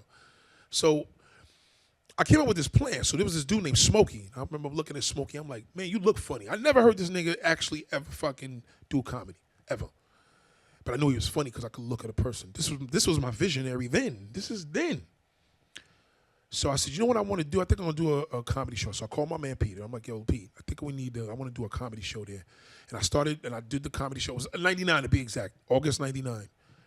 And like I said, it was a beautiful thing, man. That's when I relied on family and friends. And I did that for years. I relied on family and friends, and then when shit started getting bad, you know, oh, you didn't come through, fuck you, you know, you made me look bad. It was nobody that showed up that night. I had people giving out tickets and then lying that they gave the tickets out. And I know that the tickets wasn't given out because if we looked out that window and we didn't see a damn line, we were like, that motherfucker threw our shit in the garbage. So they used to talk. The guy used to be like, oh, yeah, you know, man, there's going to be a lot of people that say he's lying. He's a fucking liar because he's talking. I knew when I was out there giving tickets, I knew, okay, I just gave out 5,000 damn fucking free tickets. You didn't even know we scammed it. It was like, all right, well, you be here at the door by 12 o'clock, but fuck it. You get in there after 12 o'clock. We open the door at 11:53. Nigga shit, but it was all good. It still worked out. They appreciate it. So anyway, they come into the club, and we used to have an amazing time, man. But throughout all those years, you know, I got myself involved with a lot of things where a lot of emotion was right here in this place. A lot of emotion was right here. There's a lot of things that I dealt with that I struggle with here. You know, I remember seeing my ex-girlfriend, and we broke up, and it was just hard not to see her at the front. So what did I do? This is the bullshit I'm talking about. This is the bullshit. This is the shit I be trying to avoid. I tried it. You remember sitting Baby Boy when the dude was like, man, I told him, you know, when he fucking kicked the son's ass, he said, I told him don't fuck with me. I tried to warn him. This is the shit I try to warn. So I come in there, and her sister-in-law walks in. I'm like, damn, whoa. I had a crush on this woman a long time. You ever have that girlfriend where you see a family member, you just want to, let's go to our house. Fuck it. You want to go over there? No problem. I'll go over there. Nice shape, nice little denim. She used to just look amazing, smell incredible. So when she came to the club here, and then she was like, where's so-and-so? And I'm like, you didn't hear? She's like, no. I said, I'll tell you in a minute. So she came back. Once the crowd and everybody filled up in here, she came back. And she was like, you know, she said, well, I knew something was weird because I didn't see you around. I said, oh, shit. She fucking knows, right? So, but it was that big fat ass that just kept fucking me up, right? So I was like, damn, I stay focused. So I said, okay, maybe I can do this right. All right. Maybe she could leave and I could not ask for the mailing list, but I couldn't do it. I said, listen, fill out your mailing list. And I had that shit set purposely. It was her name, number.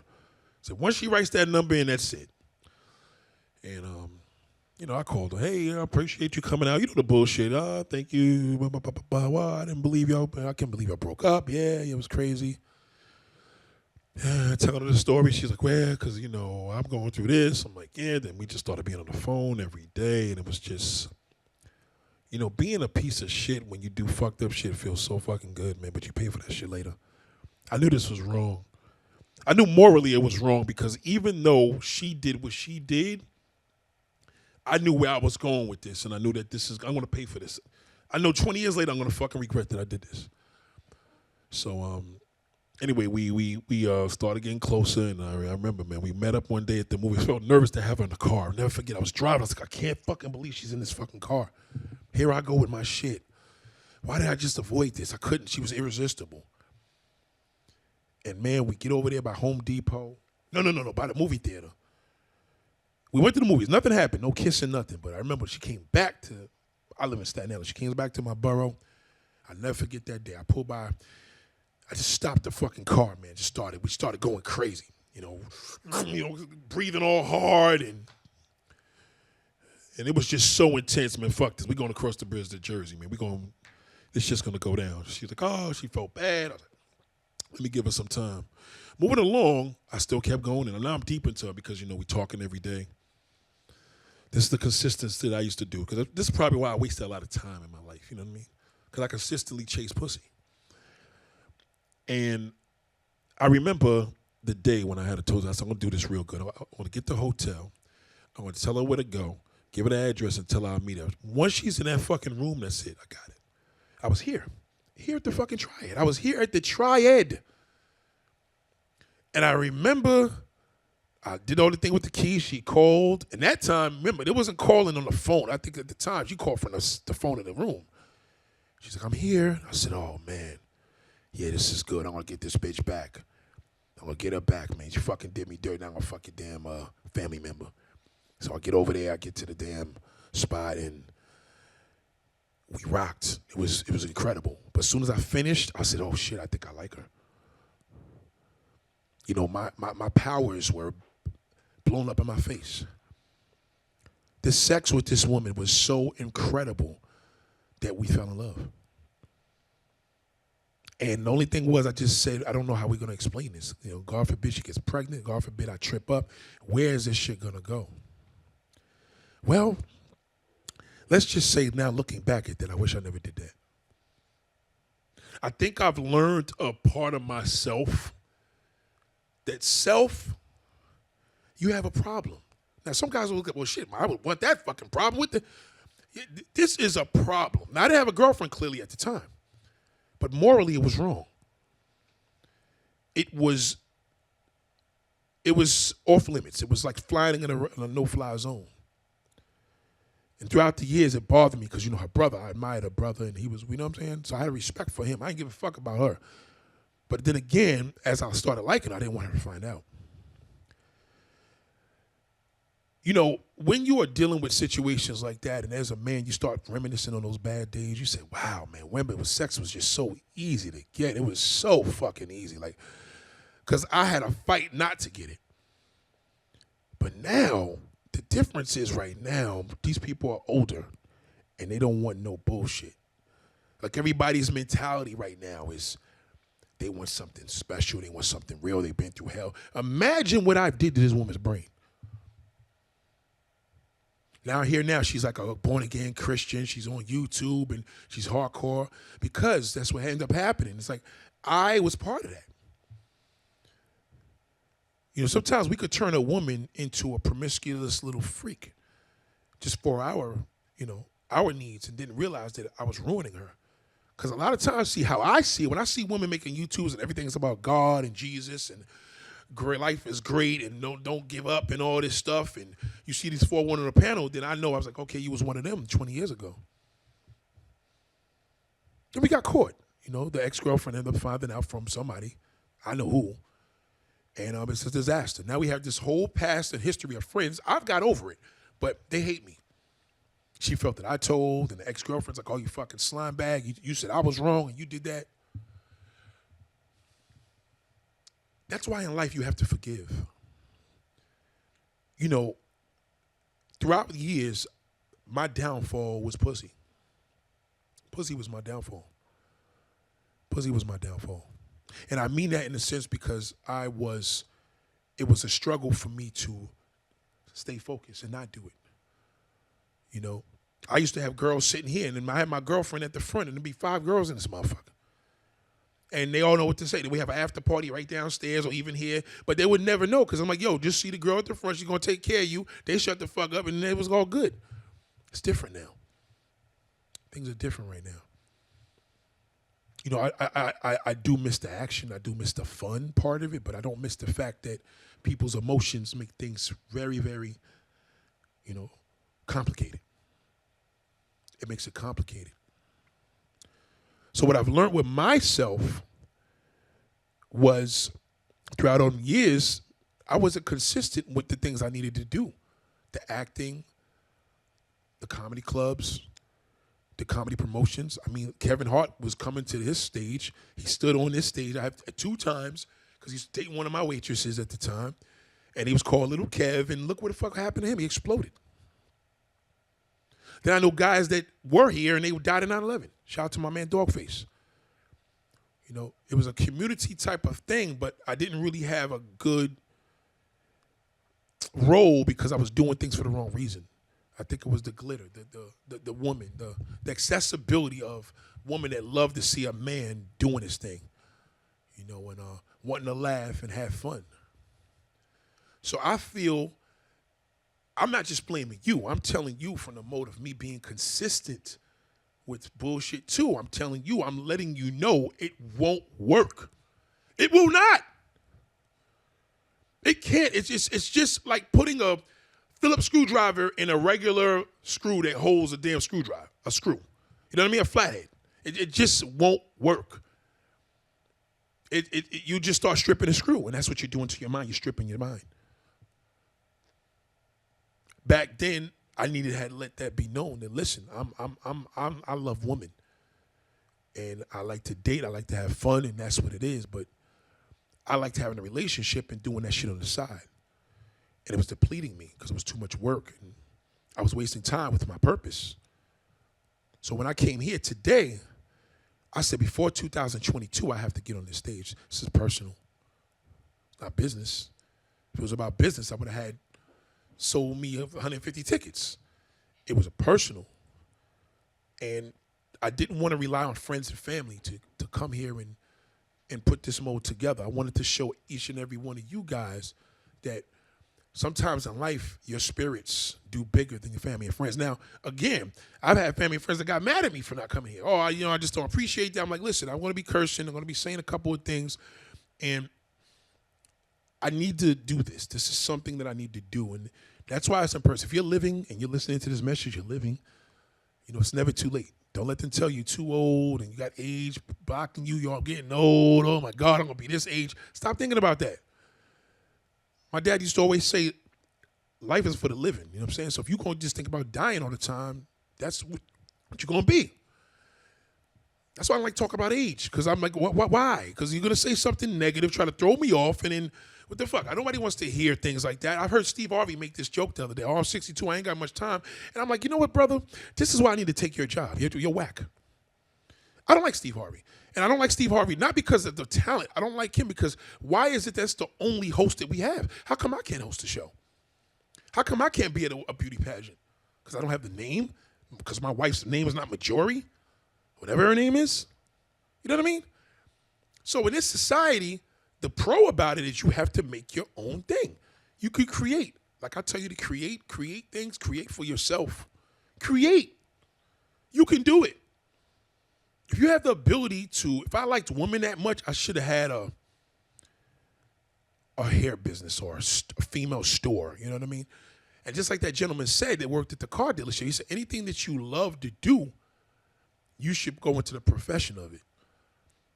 And it's important. I'm not sitting there saying if I love women, I should go in a strip club. But I'm saying if you love women, maybe you should get a garment for a woman. Or you should make dresses. Maybe you should get involved into merchandising for a woman, showing women how to dress. It's not going to work by telling a woman what to do. It's going to work more by what they see that you have, that you have as far as merchandise.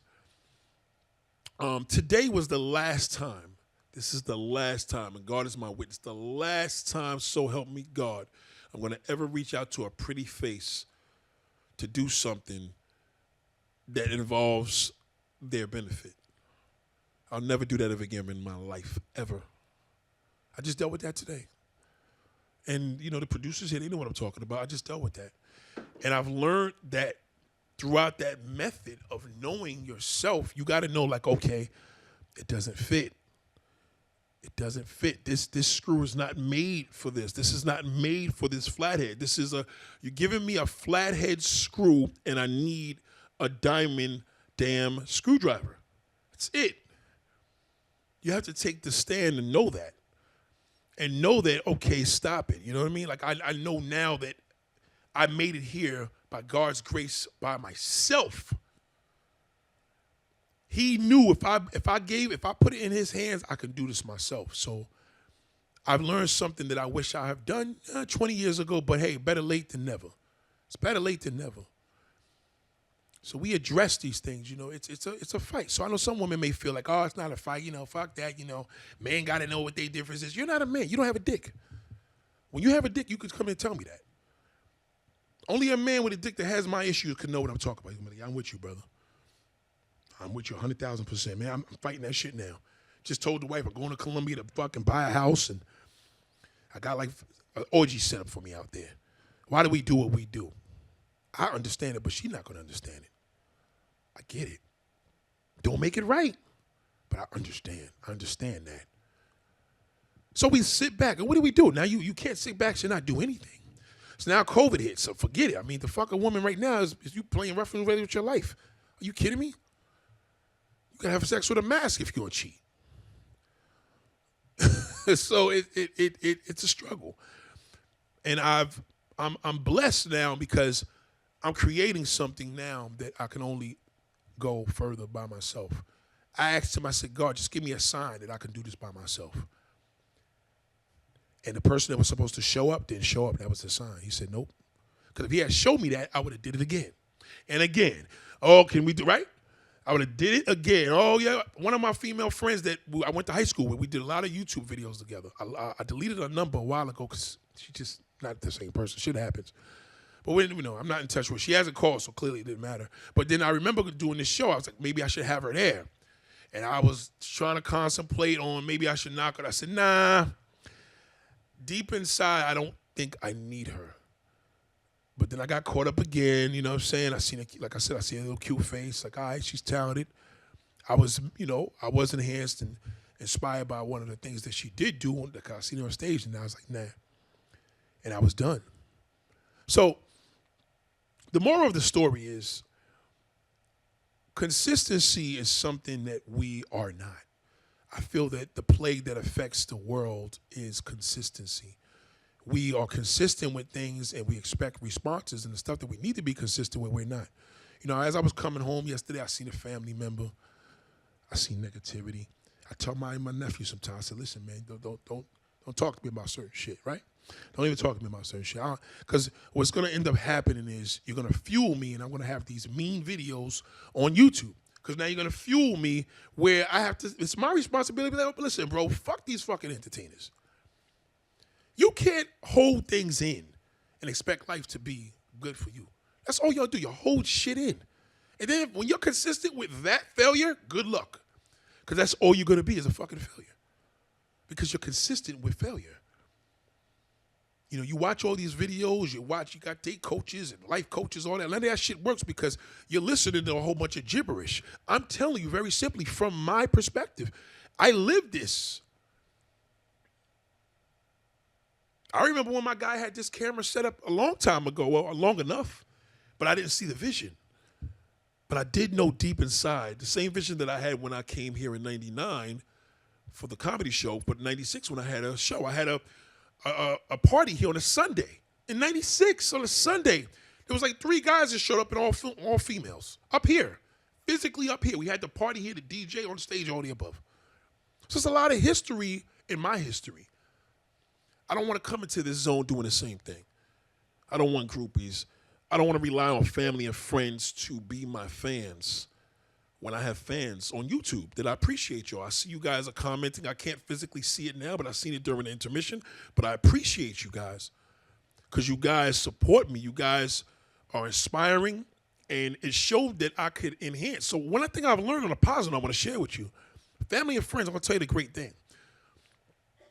This is the pro and the con. I know a family member that he's a sucky rapper. Now, I ain't going to mention his name, but this shit is trash, right? His family been supporting him since fucking we've been in high school, okay? A long time. Shit is garbage. The reason why his shit is trash is because family and close friends don't tell you the fucking truth, especially if they know you're a little fucking wimp. So what I've learned is this. What is the point of asking me an opinion and then I can't be honest with you? So family, if I've learned, is the true method is when people are going back to your family and friends and telling them about you. Then they know, like, okay, he got other bells ringing and that's what it's supposed to be. I relied on Facebook. I relied on YouTube for friends and family to support me. My father told me you need to keep friends and family out of your YouTube. I remember he told me that December 2018. And I stopped. So the mindset was kicking in. But now it's here, I see that. So family and friends are a great support. It's the most amazing feeling in the world when you have them as a support. So I have a fantastic support system. But I couldn't do this video with my mother here. I couldn't do this video with my sisters here. Not on this level. Because knowing that it's, you know, I'm still the older gentleman that still respects my family when I'm not comfortable with cursing in front of them. But a lot of my followers appreciate it. They want the rawness. They want the realness. Let's not have it from a perspective of a motivational speaker, but who am I to you? Now, I don't necessarily give a title other than my name, but I feel that I could give more of the deeper mode by looking you in the face and telling you fucking up. I just can't give you the, you know, win, win, win. Life's about winning and having all these. I don't like when I see these YouTube dudes or anything online and I'm seeing the screen in the back and the guy's just sitting here with all these different graphics in the back. And I'm like, no, like, this is not a movie. And not to say that I won't have a screen back here. I will eventually, but it's a growth. It's a growth pattern. The beginning mindset, you can't just do everything. It's like a plant. I had a plant that I had for 4 years. The plant just recently died for real. Done now. Because I forgot. I put it on a heater. I forgot that the wintertime was here, and then it killed it. I wasn't consistent. If I was consistent with that plant, it would have never died. We are responsible for our actions. And we just don't. Did I do some mean things to people? Yes, I did. Was I a cheater? Yes, I was. And I forgive people because I had to forgive myself. A lot of times, there's things that I'm not mad about. My sister goes, you still, yeah, because you remember she did such and such. I'm like, man, shit, I'm over that. Because I was mad at it 2 years ago, but now I'm not. So obviously, it wasn't that bad. It can't be. I can't think of anything where I'm like, no, never fucking again. But I know one thing I'll never do again is what I told you tonight. I'll never reach out to a woman on social media ever again in my life, ever. Not even for business, because I did it. It could get more professional than that. I was legit beyond. I put everything. I put the family back there. I put everything in the background to hear everything, and it was unnecessary. Why? Because I was consistent again with the bullshit, and God is like, yo, you're not learning. I'm giving you this platform to do what you got to do, and you don't need nobody. Why are you doing this? So you have to realize and read the signs. Read signs, man.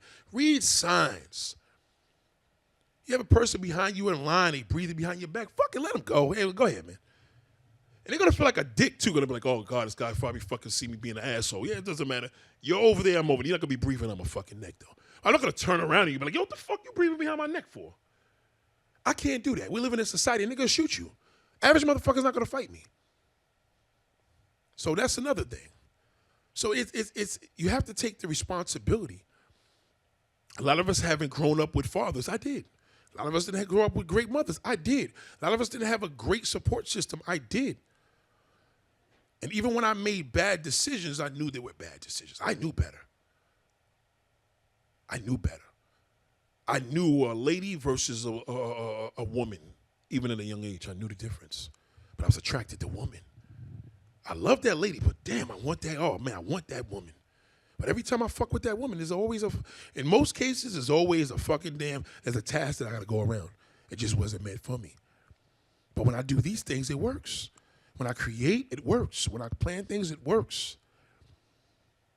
You know, we have become dependent on social media because a lot of us don't have that support system. I'm only sharing what I grew up with. I grew up this way. I don't know anything less. I don't know what it is to not have a dad that didn't teach us. I don't know what it is to not have a mother that asks, how's everything going? You doing this? You wear a scarf? A lot of y'all grown folks, oh, fuck, I'm a grown fucking man. I ain't gonna tell my mother. But you know, then when your kid tells you that shit, you're gonna be hurt. Because they see how you treated your parent. Everybody I know that treated their parents shit, they fucking kids did the same thing later. And what you expect? I know people that got fucked up kids and their fucking kids treat me better than the parents. What's that tell you? Because the parents are fucking bozos. Hey, how you doing, Coy? How you doing, Nathaniel? To them, they be like, oh, fuck you, Dad. I don't give a fuck. You be like, damn, I tell them, don't talk to your father like that. They're like, no, I'm sorry. I'm the one that's straightening that because the father can't even fucking handle his own son. You know, we create these things and we don't realize how bad it affects others. You know, every time somebody passes away, just assume that somebody fucked up in life. There's a dirty fuck that did something foul, and that's why that human, innocent life is gone. Every time you see one of these people that's against whoever you voted for, just tell them, say, man, we ain't gonna talk about that shit. And if they don't listen, just walk away from them. Don't get into no conversations about religion, politics. Don't fuck with that. Leave it alone. Because you're gonna try to bring that's like Brian trying to bring a thirsty horse to water. Or stubborn horse, whatever the shit they said. You could make a horse drink water. You could bring a horse to water, but you can't make him drink it. It's true. Be consistent with those thoughts because they're true. You know what I mean? Learn how. You know, I could see a demon walking through this door. I could see a fucking troublemaker. I'm like, oh shit, here they fucking go. You know, when my girl, she see me walking here, she didn't know who it was. She's like, yo, she was on some straight shit. She's like, yo, can I help you? I was like, yo, I'm here to do the show. And then she was like, Corey? And I'm like, yo, what's up? I even recognize you. But it's love, though. She ain't coming here with the bullshit. She came here because this is her job. She just sees some black motherfucker walk up out here holding the phone. You know what I'm saying? The way this world is going right now, she got to question that. She could have pulled the gun out on my fucking ass. You know what I'm saying? But, you know, you got to make shit known. You got to be like, hey, you know what I'm saying? Hey, how you doing? Anybody in there? You know, you coming into a room, you need to ask. Anybody in there? When I go to moving jobs, I knock on the door. They say, come in. No. Anybody in there? I fuck around the door, come in and bite the shit out of me. So these are the things that we have to use every day. It's very simple. So if you're coming to me to talk about, hey, Nate, I want to learn how to get some ass. I want to give you, don't insult me. That's fucking insulting. I'm serious. I'm looking you in your face right now. That's fucking insulting. Don't come to me and talk about, I'm not a pussy. I'm not a pussy fucking king. I don't like that. You'll never see a book with me saying how to get woman by asking Nathaniel, the billionaire mindset. That would be a disgrace. I'll be like every fucking shithole YouTuber. That's the only thing that we're known in the black manosphere, all that bullshit is pimps and hustlers. You know, I was following this one coon, and he was talking about his days of Harlem and selling dope and whatever. And I said, man, how many times you gonna keep talking about this? Nobody knew who you was then. You'll never be able to make a fucking movie. Nobody cares. How about using that same method that you've been in jail for 26 years here and showing these motherfuckers how to stay off the street? Not telling them, showing them. Maybe you could do something where you could hire motherfuckers. Create a damn forum when we come back here, which I'll be back, we're going to create a forum. We're going to create a forum for true, useful information, raw and uncut. Now, this don't mean you can't ask about sex. You can't ask about certain questions, but don't ask me how to be a player. That's a disgrace. As a black man, that is the worst shit you could ever fucking tell us. So, yeah, you know, I want to learn how to be a player, get all the girls. Listen, man, I mean, that's an insult. I don't like that. So just keep that in mind, that all that I work for, the things that I do, I can sit here and do this show for 5-6 fucking hours by myself. I know I can. Somehow, some way, I had some cold feet. And then I had to realize once I pulled in front of here, the cold feet died. The minute I pulled up, the spirit, man. The minute I put the car in park, I was like, oh, shit, what the fuck am I been worried about? Stressing this. My boy had to cut my face and give me a haircut on the damn. I said, I did it myself. My hair done got twisted. Shout out to my damn hairdresser. She's amazing. And it's just a beautiful growth. And I feel great to know that I see how it all works now. Things sometimes I don't understand. Sometimes my faith has been in question. I've seen people go. Again, all these tables in front of me, these are spirits. These are all angels here. This couch, y'all don't see it. I see it. Life is what you make it. You may not see it. It doesn't matter, but I see it.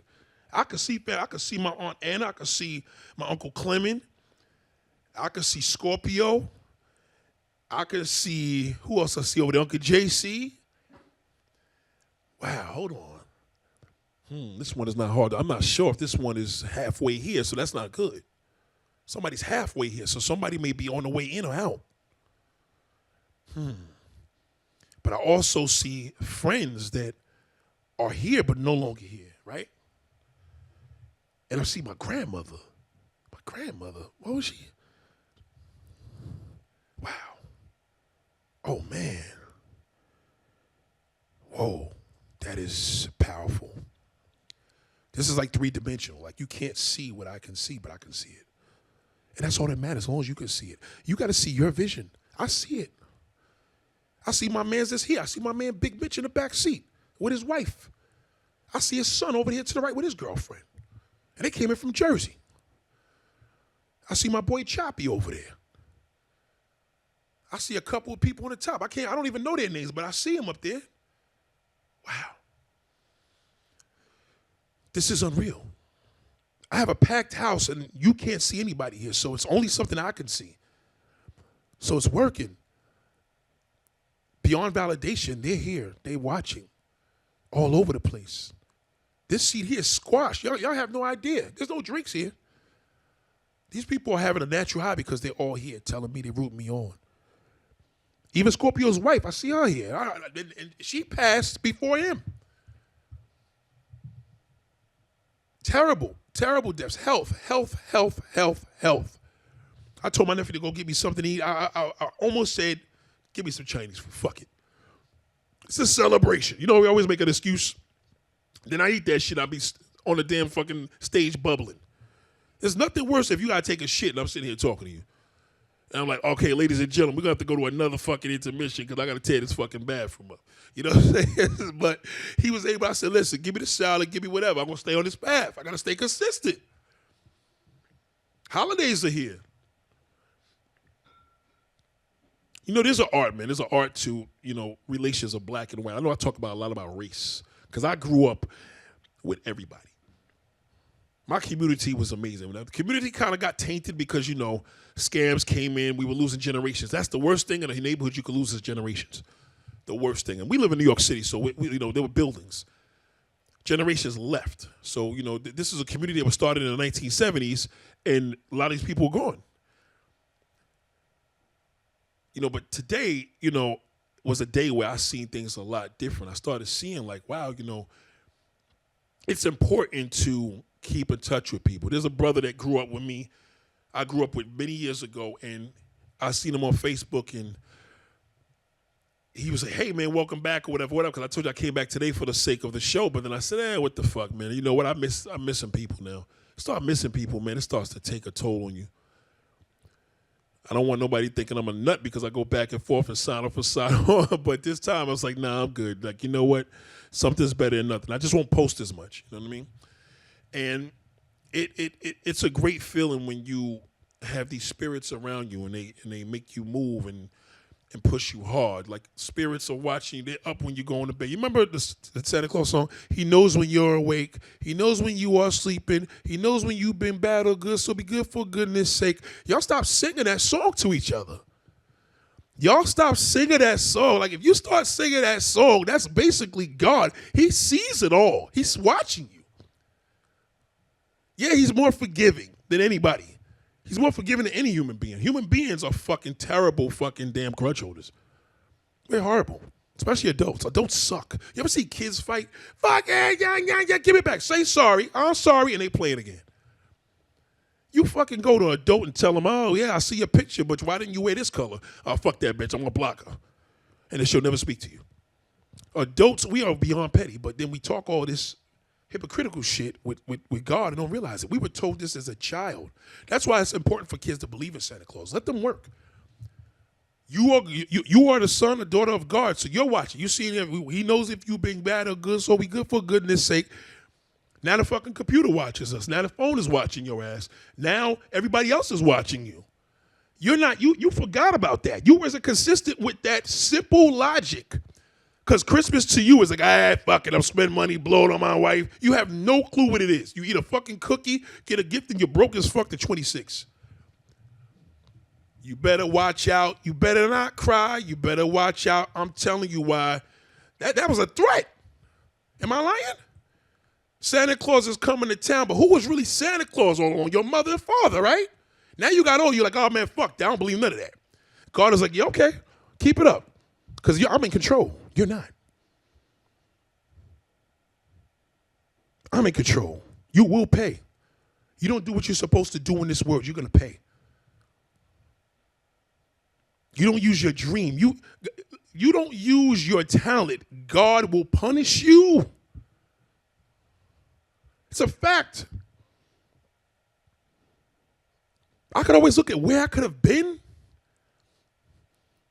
I'm around all these celebrity friends, Affion Crockett, these dudes that get on stage, and I'm sitting there watching these dudes and saying, why is it when I'm walking with these fucking dudes, I'm walking with Common, Affion Crockett, we're in the club for 3 days in a row, everybody thinks I'm the fucking celebrity. I had a silver version of the shirt. It's the gold one. Shout out to my homegirl, Danica. She gave me this from England. People are coming up to me. I'm like, hold the fuck up, nigga. Common is over here. You got all these drummers, all these famous motherfuckers. But it's the presence. I know that. I know I have that. He got on stage. Him and Common rhymed together. And I said, well, I'm not an MC, but I could have still got up there on a level and bugged the fuck out and did whatever. We can't just use Steve Harvey to do all these shows and think that we got Steve Harvey and then your other go-to may be LL Cool J or Snoop is going to be host of the fucking Grammys. What about me? So I'll make my own Grammys. I'll create my own Grammys right here, right on this foundation right here. This stage has been good to me. And my friend Peter, he has been loyal. When you have loyalty with people and they support you beyond and been through the storm with you, you take those people with you. But you're not going to know about it until you go put yourself out there. The reason why friends and family may not support you, it's not because they're being mean or jealous. It's because it's meant for you to be out there. Don't look at them negatively. That's why I didn't want nobody here. If you tune in, you tune in. You don't, you don't. We live in a different world right now. So because my talent is going to be whatever I got to do, I'm going to do it.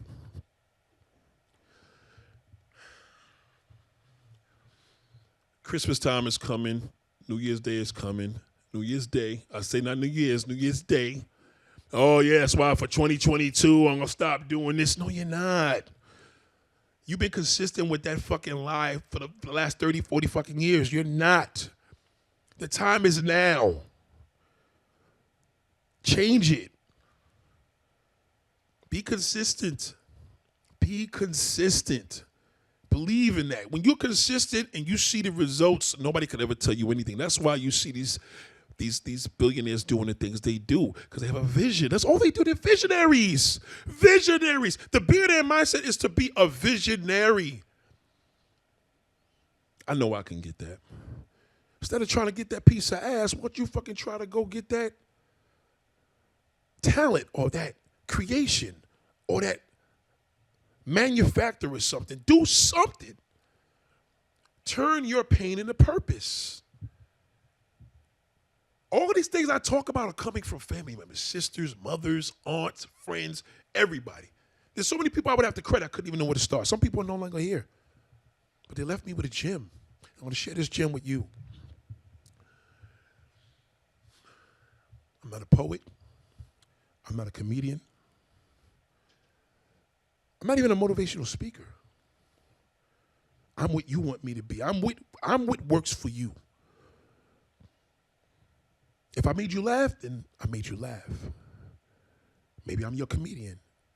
If I made you cry, then maybe I'm your pastor. Maybe I'm your influencer.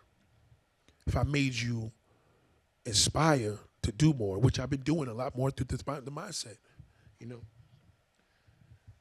Stand tall, believe what you believe. And I know that. I'm living it. So when people say to me, what about the bin? I say, I'm living this. I just lived it with the food. I'm living it. This is what I do. So ladies and gentlemen, let's put things together, man. And don't give up. Pray. Stick strong. Stay strong to the things you believe in. Love one another. You know, I know y'all used to me being on YouTube and getting on trolls and cursing this one out of that, but that's all entertainment. That's all the mode of the space. But now anything is my space. The streets of New York I've done. I've done web series. I've done podcasts, which I'm doing currently. I got better scenery. I got a studio now, thank God, and I'm here in the foundation of my promoting zone. So now the only thing I'm doing is promoting myself, and I'm going to be consistent with that. And you'll be the judge. So the same way how whatever you see me to be is the same way you're going to see how I judge. And that's the reality. So to close out, no, I ain't going to be singing, y'all. No, don't sit up there and be like, oh, shit, you're going to rap.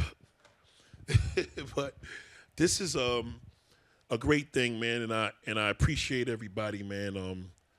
You know, I see you guys are leaving a lot of the information on here, man. We had a little technical difficulty here, but I see you guys are, wow, and you subscribers, man, you supporters are amazing. You guys are freaking amazing, man. It's just, shout out to Ben on the sound and the lighting. Amazing dude. Very talented brother. And professional. The most important. I know it's hard with us as black folks. You know what I'm saying? Because I know white people be like, oh, fuck. Fucking gangster rap. Fuck. What's going on, Hank? What's going on tonight? Oh, fucking gangster motherfucker. I just seen him, guys. Guys cursing, carrying on. I just looked at his Instagram. He's talking about pussy and ass. You know, motherfucker better pay me, though. But shout out to my man, and John. Come on, man. John is, you know, these guys are producers. I got to give them a little more credit because, you know, they do the lighting and the sound, and they do the video and everything, but they're producers. They get involved, and, you know, it's a fantastic thing, man. So, you know, this is a journey, and, you know, I have to stay consistent with this because if I don't, then I'm just assume that I'm a talker. Just assume that I failed you because I talked. So, ladies and gentlemen, again, I appreciate you. We're going to have a lot going on, a lot to come. And, you know, we'll keep a little surprise. We can't share anything, but, you know, you're going to see more of me. And when we come here in the crowd, when things do get a little better, you got to involve yourself. You know what I'm saying? We're going to have a nice little tables, and people are going to be doing their Q&As. It's going to be great.